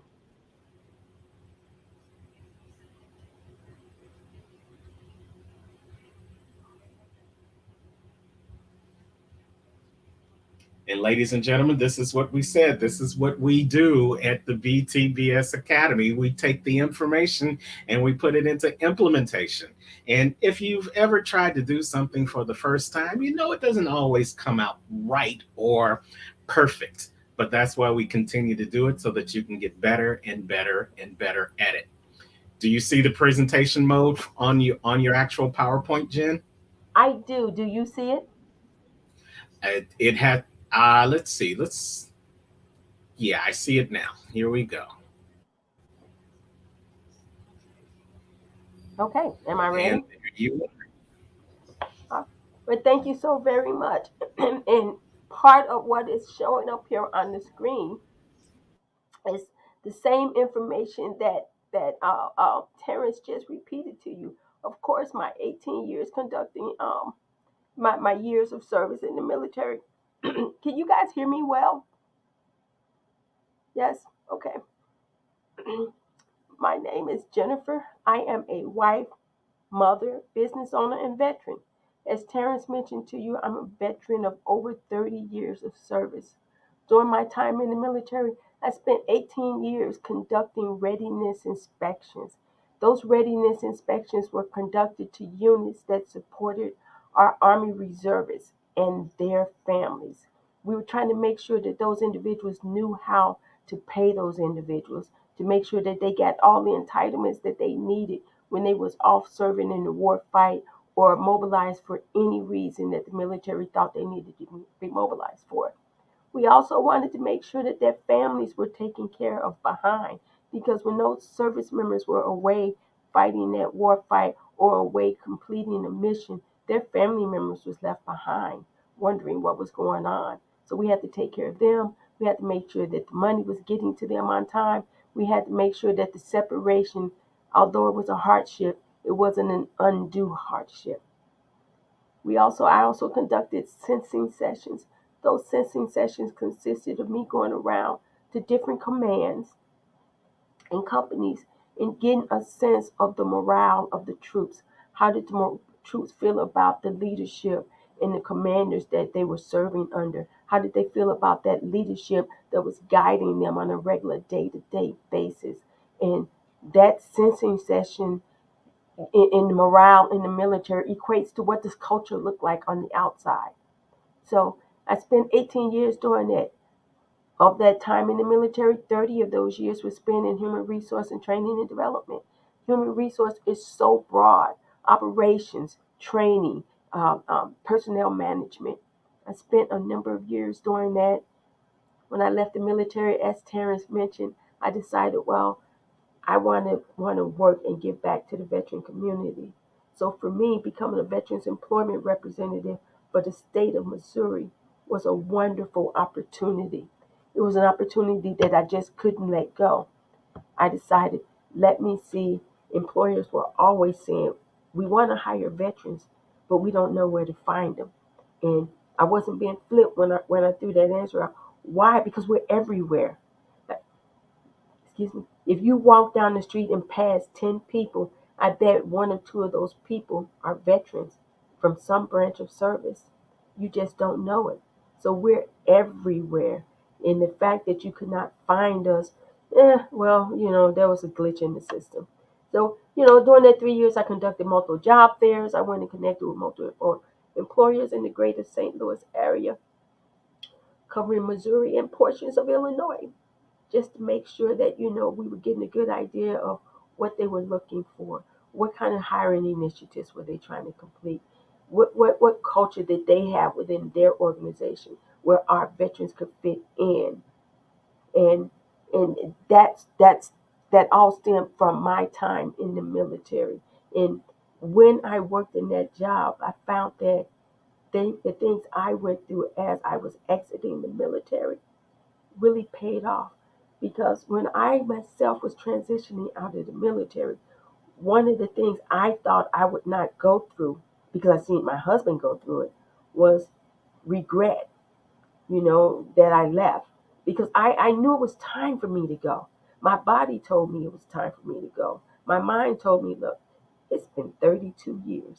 You need to turn over the reins to to the younger generation.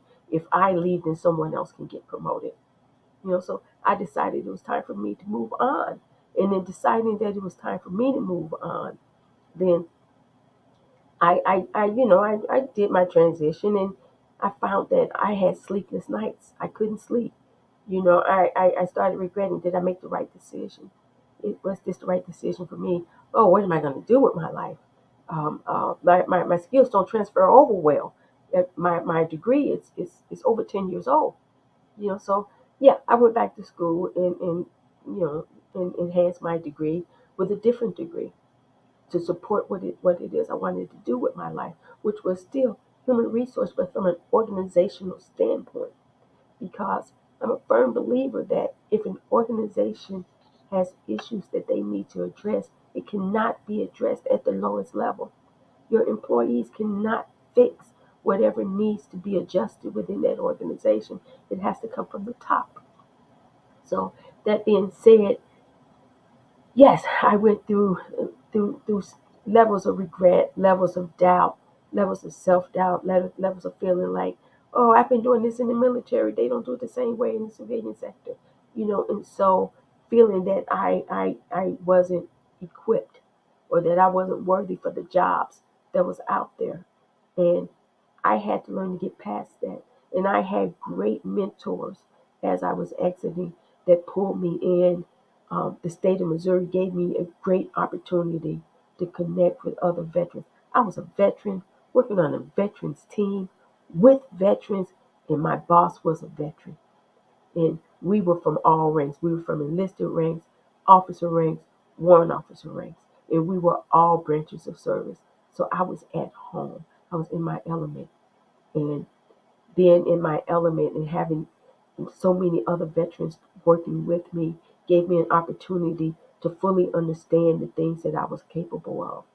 Going to school to get that degree, even though it was still in human resources, it was more on the organizational side. It helped me to further understand that what we did in the military was no different than what happens in the civilian sector. The titles were different, the names were different. Instead of saying recruiting, we say talent management. Just a difference in terminology. So it was a better way of helping me understand that aspect of leaving the military, that self-doubt that we go through when we leave the military, especially when we spend so much time in the military. Because I spent over half my lifetime in the military. Now, yeah, I've had a pretty good life, a long life, and I spent over half of it in the military. But I liked what I did. It gave me security. It taught me the value of principles, policies, ethics, honor. All those things that the military stands for is ingrained in me and is part of me. And it's a part of me that I don't want to give up, So I've incorporated that into my business. But it also, back to what I was saying, it also helped me to help other veterans who were coming out and feeling less than worthy. And as they were going on those job interviews, and when they would reach out to me and say, you know, they're not going to hire me. I don't think I'm qualified. I'd have to remind them, you are overqualified. You are more than qualified. You are so suited for the jobs that you're going for. And so I had to walk them through that self-doubt that someone had walked me through. Now, some of the things that I had to go through coming out of the military after so long and then reacquainting myself with the civilian side was different than just self-doubt and not feeling that I'm qualified and, sleepless nights because, I think, oh, did I make the right move? Those things. It had to do with just simple everyday life. Do you know, and men, please take this into consideration. It was important. Do you know that while I was in the military, they stopped using blush and went to bronzer? Go figure. But the simple little things like that. And I had a owner of a workspace that I used to attend tell me, you should write a book about some of those little things that changed when you were in the military to when you came out of the military. Those little things made a difference. So, but with all that being said, now I'm going to tie this into when I decided that I wanted to open my business. When I decided that I wanted to open my business, I decided that there are things that happen in the military. There are things that are prevalent in any business industry, whether it's the military, construction, um, the human resource industry, the restaurant industry. There are certain things that are prevalent in every industry, and that's stuff that needs to be taken into consideration. I like to call that the 6 pillars of organizational culture. The 6 pillars of organizational culture: the workplace culture, diversity, equity, inclusion, alignment, trauma, and leadership. And I'm going to mention a few of those just because I call them the 6 pillars of workplace culture, but someone else may look at 6 individual things, or they may look at 5 individual things. We, as the individual business owner, target what stands out to us. So diversity, a diverse organization is an organization that is aware of multicultures. So diversity is really important to a workplace culture. When we talk about equity, we're not trying, excuse me, when we talk about equity, we're not trying to say, oh, you need to be equal across the board. But what we're trying to say is you need to be fair. Your employees need to be feel as if they're receiving fair treatment. That the short person isn't alienated because they're not 6 feet tall. And I say that because I'm 5 feet tall. But anyway, inclusion. Inclusion is is is a piece that is of the utmost importance, because if your employees do not feel that they belong to this organization, if they don't feel that they're being valued, if they don't feel that they're being included in the decisions that you make on a regular day-to-day basis, those employees will not want to come to work. Something will not feel right about that environment that they're in every day. And when a person doesn't feel that they belong, they feel alienated, there are all kinds of things that occur. Illnesses, um, they suddenly start showing up late, things of that nature. And I'm going to skip over the alignment piece, because that's a piece that I can hold out for another conversation, because I'm sure I'll be back again. But I want to target trauma, because when we talk about trauma, people instinctively think I'm talking about COVID. I'm not talking about COVID. I'm talking about the trauma your employees have experienced throughout their life as they were growing. I am a child of Chicago, Illinois. I grew up on the South Side. I grew up during the time where gang violence was really strong, where I could be out on the front porch and at any point gang violence would happen right before my very eyes, and I would have to dash into the house. I grew up at a time when the men were the people in power, so their judgment counted. Their what the male wanted to happen was important, and the female's perspective was unimportant. So there's a certain amount of trauma I went through as a child that I carried into my adulthood, and that trauma in my adulthood, it follows me every day. And every day I take that to whatever environment I'm going to. And that's something that I myself have learned to work with, have learned to deal with, because I sought some type of therapy to say, hey, these are traumatic experiences to you. You carried this into your adulthood. And so some of those traumas that your people experienced as they went through their life, a battered housewife, a runaway teen, though they may have overcome those traumas, but they're still with them. So on a regular basis, they go into work, and it defines how they interact with the people around them or with leadership. A female that may have an adverse reaction to an overly aggressive male may have some kind of trauma going on that they received from an overly aggressive male. So those are things that we need to get to know our people and take into consideration as your workplace culture moves forward. Because you don't want that person that has suffered the most trauma to be the person to define your workplace culture. Moving on. I don't want to stay on trauma. I don't want to make it seem like this whole conversation is all about trauma. I just don't want to negate the fact that trauma does exist. It has nothing to do with what's going on in today's society. It could have to do with what happened 30 years ago or 20 years ago that was brought into your environment. So as leaders, we need to get to know our people, know what drives them, know what motivates them, know what hinders them. And in doing so, we need to make sure that our leadership has been trained on inclusive leadership, how to be an inclusive leader. Okay, moving forward. Now, as I talk about those 6 pillars of culture, those 6 pillars of culture is prevalent in not only the internal organization, but the external community to the organization.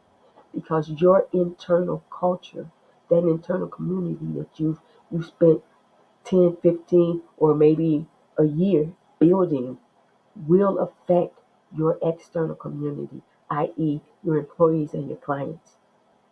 Your employees' attitude, behavior, mindset will affect the customer's sense of, do I want to go back to that organization? That employee is not very friendly. That employee is not very happy. That employee seems as if they don't want me to come back. So, how many times have we walked into an organization and you felt the dark cloud since you walked in the door? How many times did you walk in and you thought, "Ooh, they really don't like their job"?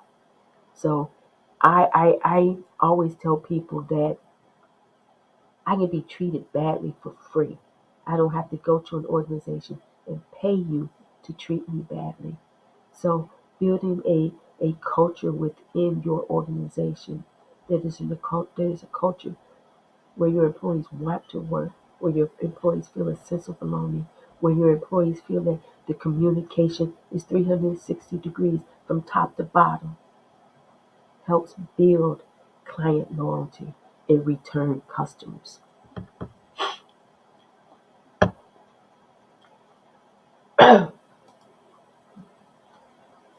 I know I'm finishing up a bit early, and I apologize to whoever comes next behind me, but I do feel as if my voice is about to give out on me.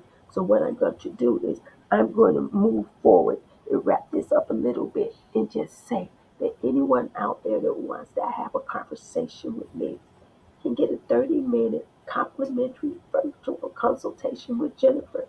And here's my my website address. If you're interested in looking up Genway Consulting and getting to know more information, please give me a call. There's a contact sheet on site that you can fill out. I hope you guys can still hear me. Yes, Thank we you so can. much for Yes, we your can. thank you so much for your time. It's been a pleasure. She's You know, recovering from let's COVID.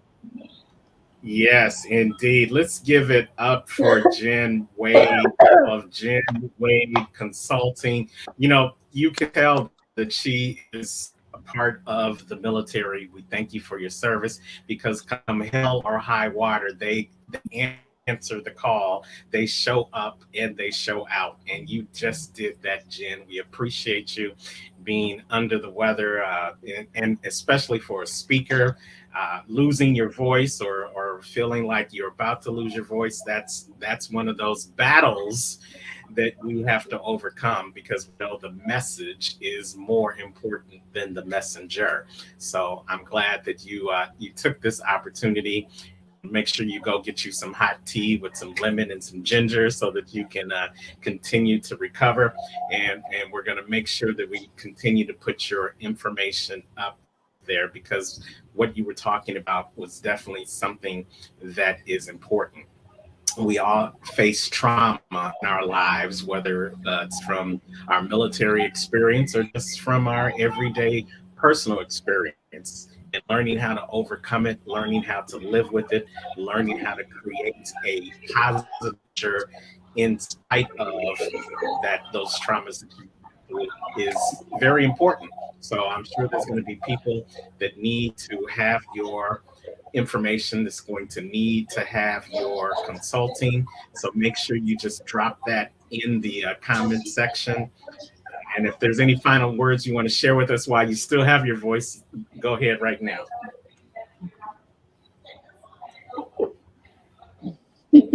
You are welcome. All right.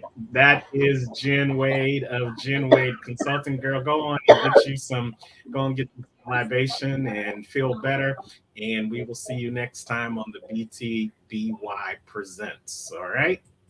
That was Jen Wade, you guys. She's going to put her information in the comments on how you can get back in contact with her, and we'll make sure we put that information up there.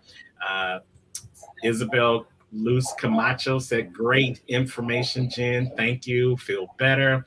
You know, we had to represent for Chi-Town, Southside. Stand up, Chi-Town. That's my hometown. So anytime I hear someone's from there, I'm going to represent for that. But great information. Brenda, you've had some trauma in your life. I've had some trauma in my life. How do you give homage to the trauma, overcome the trauma, and continue to become the best version of you? It's a mindset. Stop worrying about what happened because it's already in the past. Use it to fuel and step into your future. You know, one of our speakers, Dr. Regina Platt, she's the stepologist, where she takes you through the steps to do that. Just like you, there are steps in place that can help you get over trauma, that can help you understand where you're at right now. And that's important, because if you don't understand where you're at, you're going to stay stuck. That the minute you understand where you're at, now it frees up a moment for you to step forward and breathe. And once you do that, the sky's the limit. Yes, absolutely. You know, and it's that mindset that allows you to give recognition to the trauma, but not let the trauma take control of you. Many times that's where the disconnect happens, when we let the trauma take the lead, as opposed to just recognizing the trauma for what it was. Trauma that was in the past, but doesn't have to be there with you in the present. I put a post out earlier this week talking about that the past is a place of reflection. It's not a place of where it's not a place that you put your address on. It's not a place that you live in. It's a place that you learn from, and you continue to grow as a result of learning from that past, but you don't have to live in the past. So that's very true. And we thank Jen for sharing that information, letting us know about how that trauma can be used to fuel you to be the best version of yourself. If you want to reach out to her, get that consultation, here's her information, popping it up on the screen. There's her phone number. There is her email address. You can reach out to her and set up your one-on-one consultation and get more information on how you can work with Jen Wade of Jen Wade Consulting. Good stuff. Good stuff. So, Brent, before we go to our next speaker, you know what? We talked about how many different things we do here in BTBY. And we've got some upcoming things. Not only do we have our conference coming up on August 25th through the 27th, we've got a new exciting opportunity for our tribe. Whether you are a speaker in our tribe or whether you're just you're joining our tribe for the first time, we've got the opportunity for you to be a part of this phenomenal magazine that we are a part of.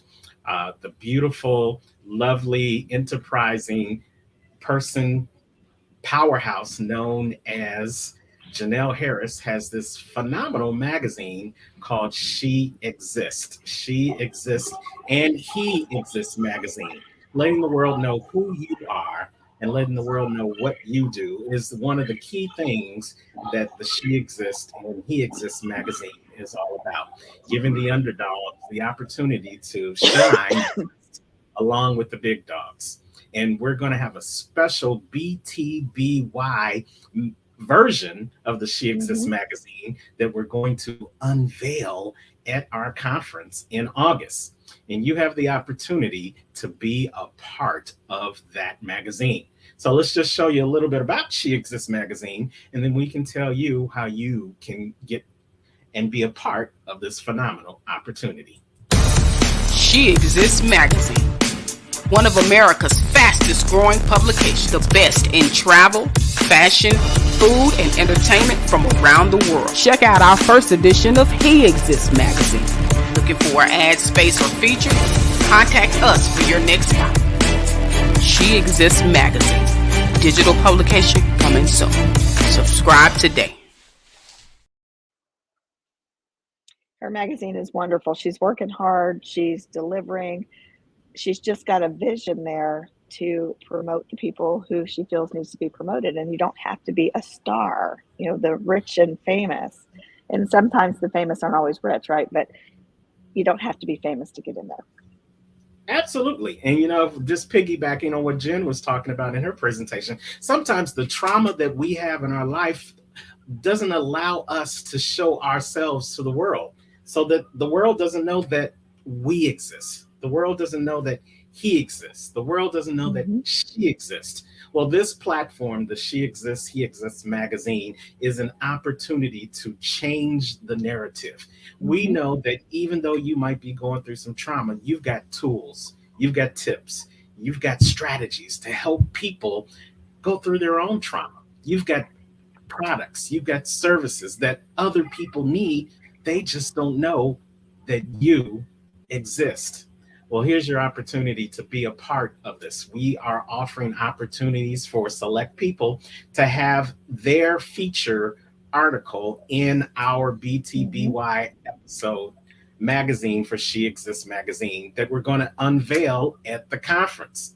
So if you're going to be at the conference anyway, you might as well be in the magazine.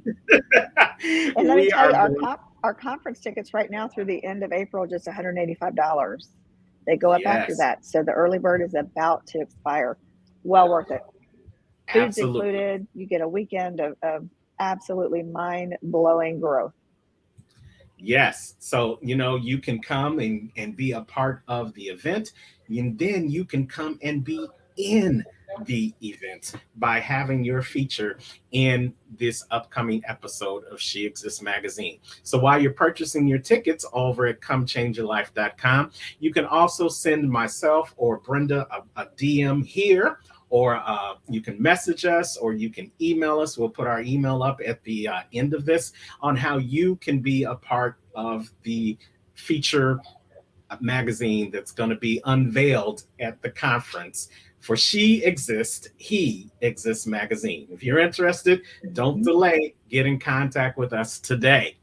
All right. So now, are you ready for our final speaker who's going to give you some great nuggets today? If you're ready, go ahead and hit those comments. Go ahead and start turning the page on those notebooks and those notepads, because we know we've given you a great amount of information already this morning.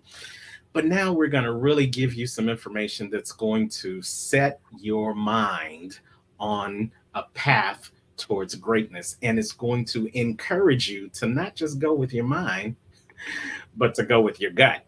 Hey, we've got a mindset speaker who is the author of the book, Go With Your Gut, Then Keep Going.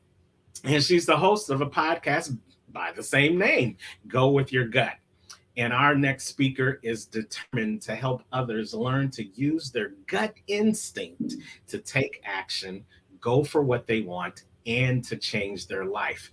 Now, watch this. I just said she's determined to help you go with your gut instinct to take action, go for what you want, and change your life. How do I know she does that for others? because she's done that for herself. She went with her gut and she decided that she wanted to take her speaking career to the next level. She decided to take action and she enrolled in the BTBS Academy because she knew she wanted to talk about going with your gut. And from that, she's now created the podcast. And she is about to change people's lives on her podcast. And if you stick and stay today, she's going to change your life too. So, without further ado, let's welcome to the stage, the Go With Your Gut strategist herself, Miss Lauren Dreher. Hey, Lauren, how are you? I'm doing good. Thanks for having me. Thanks for being here. It's our pleasure. Welcome. So, Lauren, we know you are the mindset speaker. You have great information on helping us go with your gut. So, we are going to turn the stage over to you for the next 20 minutes so that you can enlighten our audience on the BY Mastermind series. Take it away. All right. Well, thank you. And I wanted to jump in and say I like what Brent was talking about earlier. He and I are both Tony Robbins fans because something that I don't remember if I read it, I don't remember if I heard it, but either way, it has stuck with me and it kind of keeps me going. And we've been talking about pain, we've been talking about trauma, and for me, the trauma that I've faced, the trauma that I went through was maybe a little bit physical, but it was very much all internal. And when I heard Tony Robbins, probably pretty famous phrase, when it was, when the pain of staying where you are is greater than the pain of change, then you change. Don't quote me on that because I know that wasn't exactly right, but that's always stuck with me. And so that's what I'm going to talk about today is pain, because I'm not talking about the pain that happens when you go stub your toe on a door because, well, yes, that does hurt. But I'm talking about the pain of that internal pressure, that change in your life that says something's not right. I need something else because this is not where I'm supposed to stay. And sometimes that pain can be super, super gradual to the point that you have no idea what happened, but something's not right.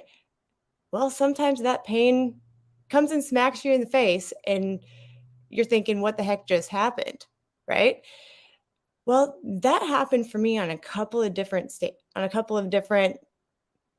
seasons, let's say that. And we're going to talk about why you should welcome that sign of pain, that sign of pressure, the pain that comes from the pressure, because that means the good change is happening and that means it's time for you to grow.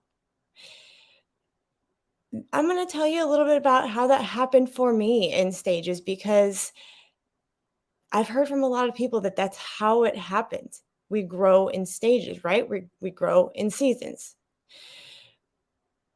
The first time I really noticed anything was when I was about mid-20s and I was sitting at my desk. I worked from home before it was cool.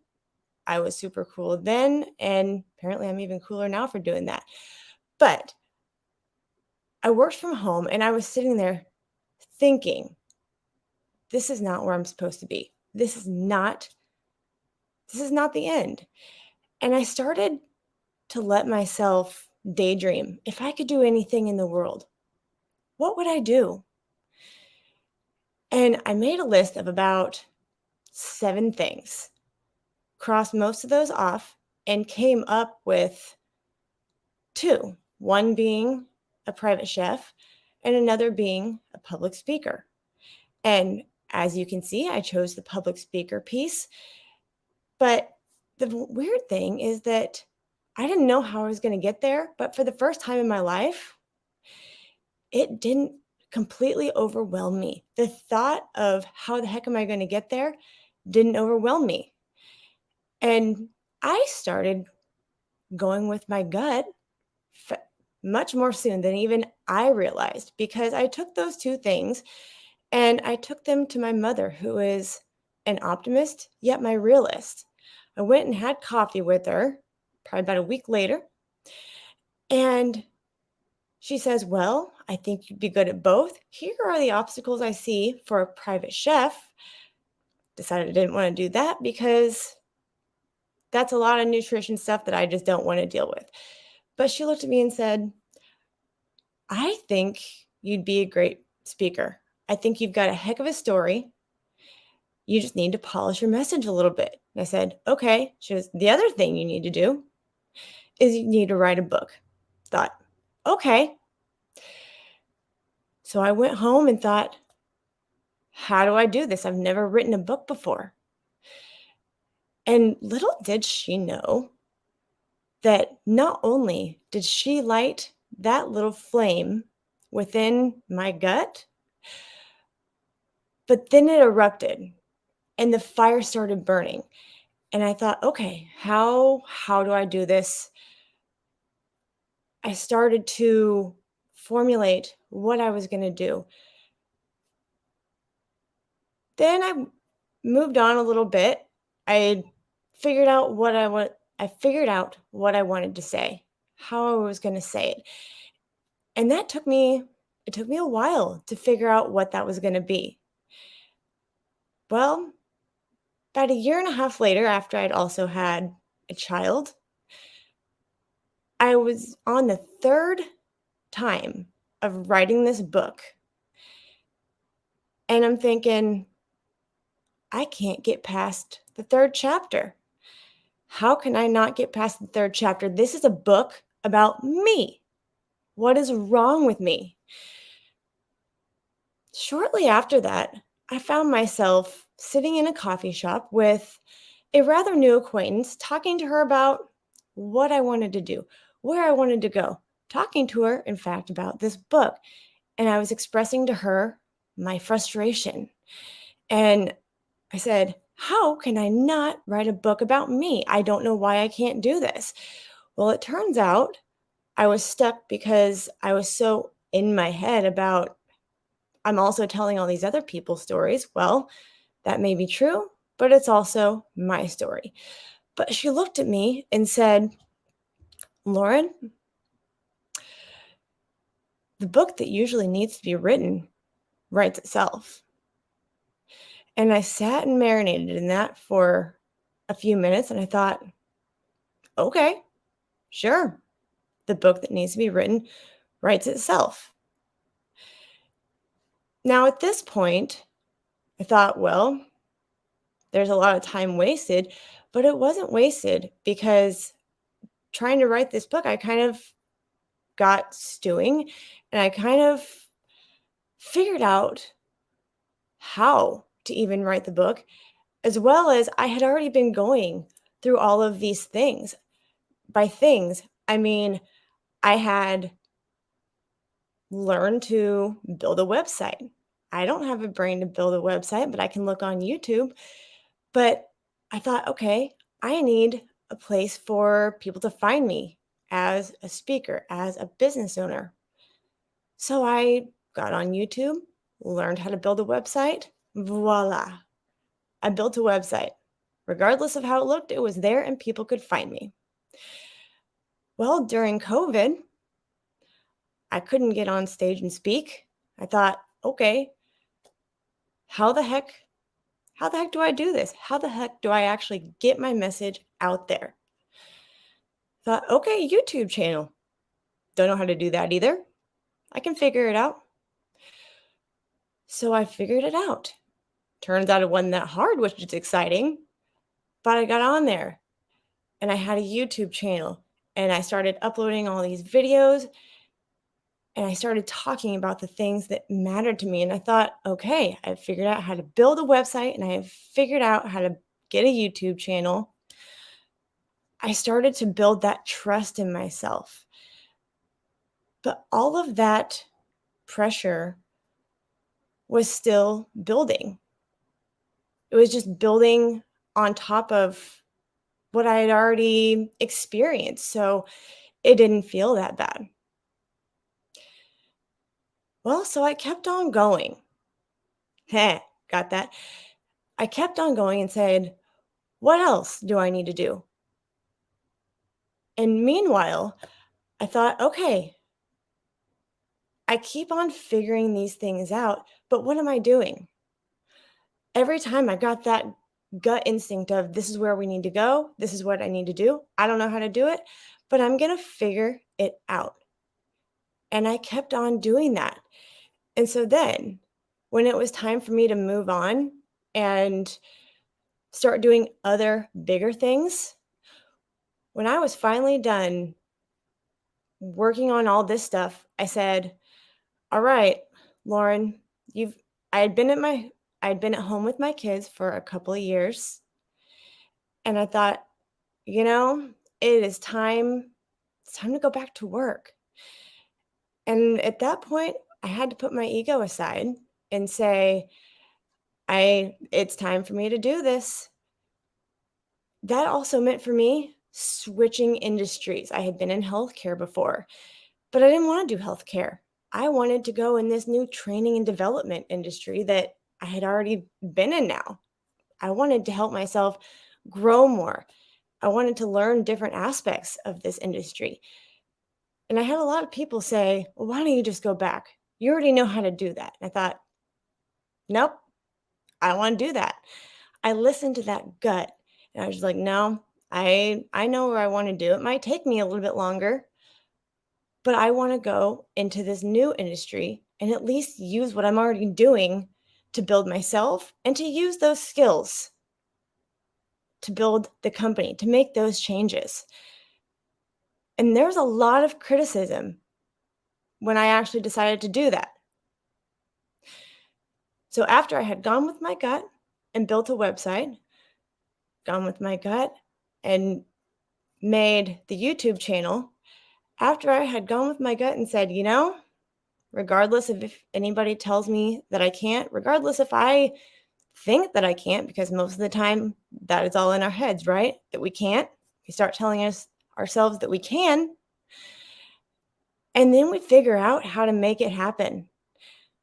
So what did I do when people told me that I couldn't go to a different industry? I said, watch me. And I did it anyway.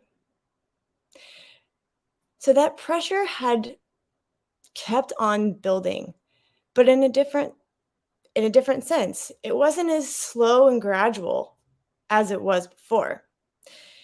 It was a little bit more like, Lauren, keep on going. It was a little bit more frequent, right? And the more I felt the pressure, the more I responded to it and said, okay, what's next? What is that internal gut intuition telling me to do? So when it was time for me to say, what's next? I finally got into that job. I'd been doing so good, and it was making me grow. I had gotten into talk to my boss and talk to all the people that I was working with, and it was so shocking because I was so terrified of what they were going to say. Are they going to think it's weird that I'm still trying to do all the things that I want to do, that I still have this hustle on the side, that I'm still producing the podcast, that I am still trying to do all these speaking things, even though now I'm working. But that was all in my head because they were all like, hey, that's cool. And they were cheering me on.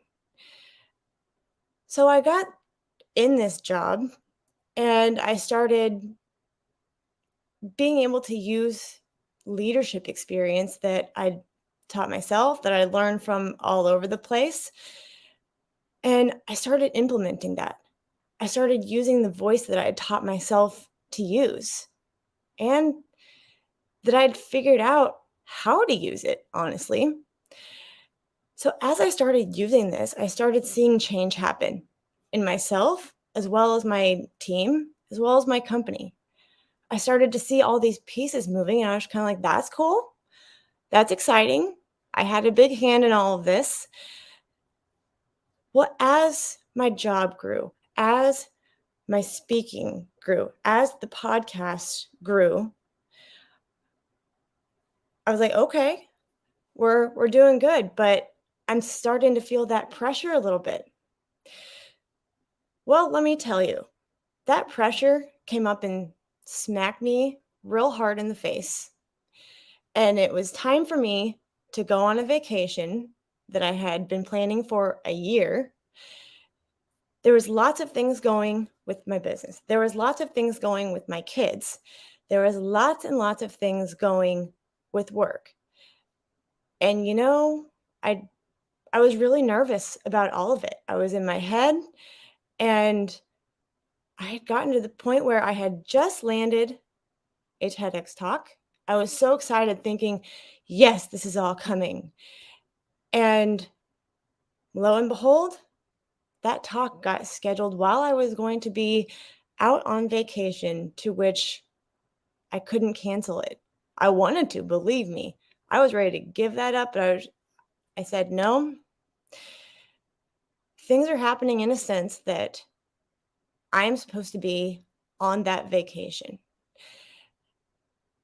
So that vacation came, and I had essentially no communication with anybody.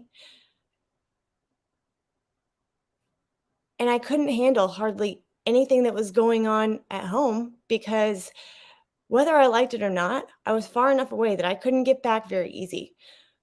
So what did that trip teach me?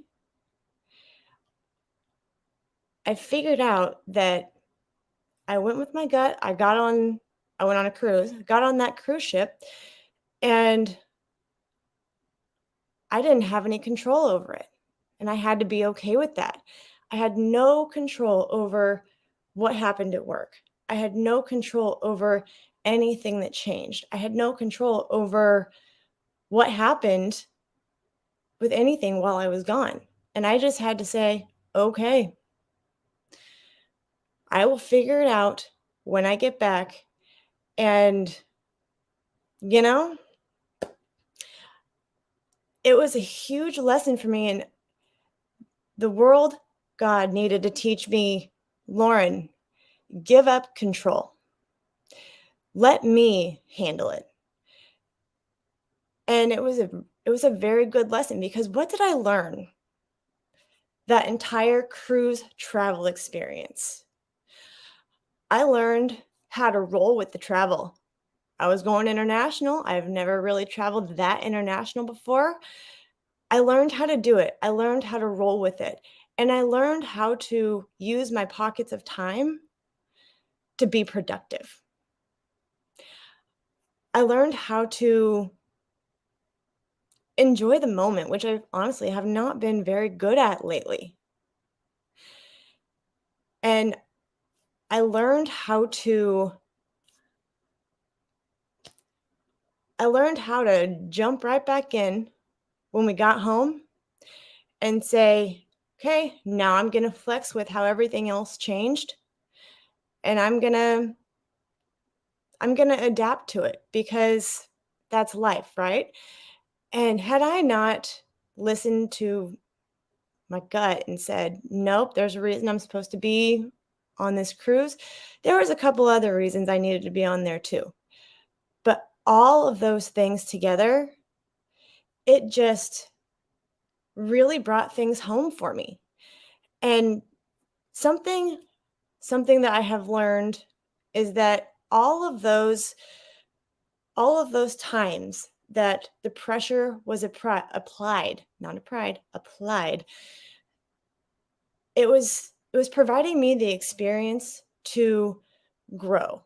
And listening to that gut has never led me wrong. I might not have understood it, because, well, let's face it, life throws a lot of things at us that we just don't understand. But sitting in that office thinking, what the heck am I supposed to do with my life? And then saying, okay, I don't understand it, but I'm going with it. That was huge. Then, as things came at me and saying, I don't know why, I don't know how to do this, but I'm going to trust myself to figure it out, because we have to gain that trust in ourselves and trust ourselves that we can figure it out, even if we have no idea how to do it. You figure it out, you learn, and you use the people around you to figure out how to do it. And then when life ultimately says, okay, all these things are happening, what do you need to do? You need to be able to roll with it. You got to be able to flex with how things happen. And sometimes you got to learn to not have control, because we don't have control over the future. But every single one of those times, I listen to my gut. How often do any of you listen to your gut and actually not second guess yourself? That's a conversation to have with yourself. But all those times, I used that pressure and I learned to think of it as, hey, I'm feeling some pressure. That means something big is coming. That means I'm getting ready to shift into that new season. That means I'm learning something that I'm going to use wherever I'm going next. And learn to use that pressure, learn to use that pain, use all of that as a springboard to launch you in to your next season of life. Launch you in to that next level of where you're supposed to go. And you may not understand it, as I said, but it'll get you where you need to go. It won't lead you wrong. And if you go with your gut, then keep going, listen to it, and it will always lead you right, whether you understand it now or not.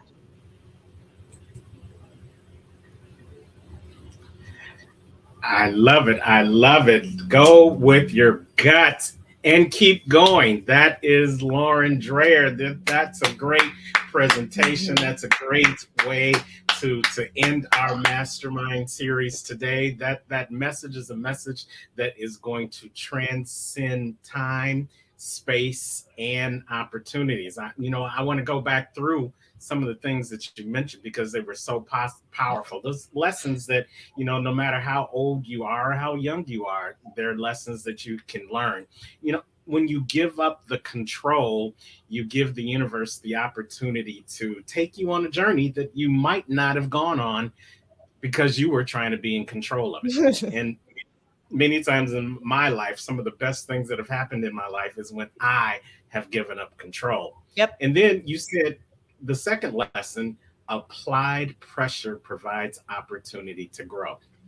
And I always, Lauren and Brenda, I always talk about the coal turning into a diamond. The coal has to go through some applied pressure in the dark. And they say good things don't happen in the dark, but that couldn't be further from the truth. It has to go through that applied pressure and reshaping and reforming in order for it to turn into the diamond that we spend hundreds, thousands, tens of thousands, even millions of dollars in order for us to have. So that is a great lesson to always remember. And then you really brought it home with that third lesson. That third lesson is something that we have to remind ourselves.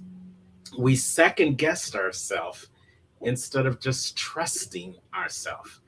We have things inside of us that are so great that allow us to do phenomenal things if we would just allow ourselves to trust ourselves, figure it out, and learn from it. And Brenda, even though you may figure something out, you may not figure it out the right way the first time, but you learned from it, right? Yep. Absolutely. And then the last lesson that you hit us with is to listen to your gut. Some people call it instinct. Some people call it intuition. Some people call it that inner voice. Some people call it a higher power. Whatever it is, there's something inside of you that if you listen to it, it's always going to lead you in the right direction.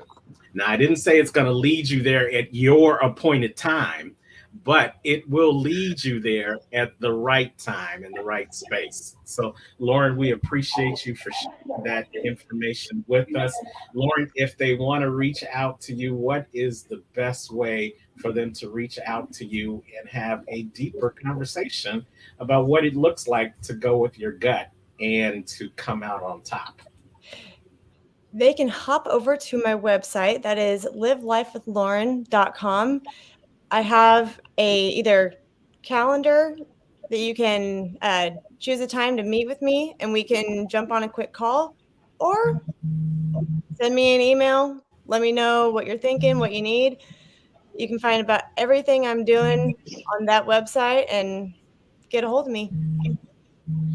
Absolutely. And you guys don't sleep on her website. Don't sleep on her YouTube channel either. You can look her up on YouTube. She's got her podcast replays on YouTube. You can hear about great topics like being understood or misunderstood, about creating a vision, about letting go of control, which is what you just talked about, how you can get through the nose. So if you're looking for some great information in bite-sized, pod-sized manner, then you want to go on over to her podcast, Go With Your Gut. You can get the replays on her YouTube channel, or you can link up to her at livelifewithlauren.com.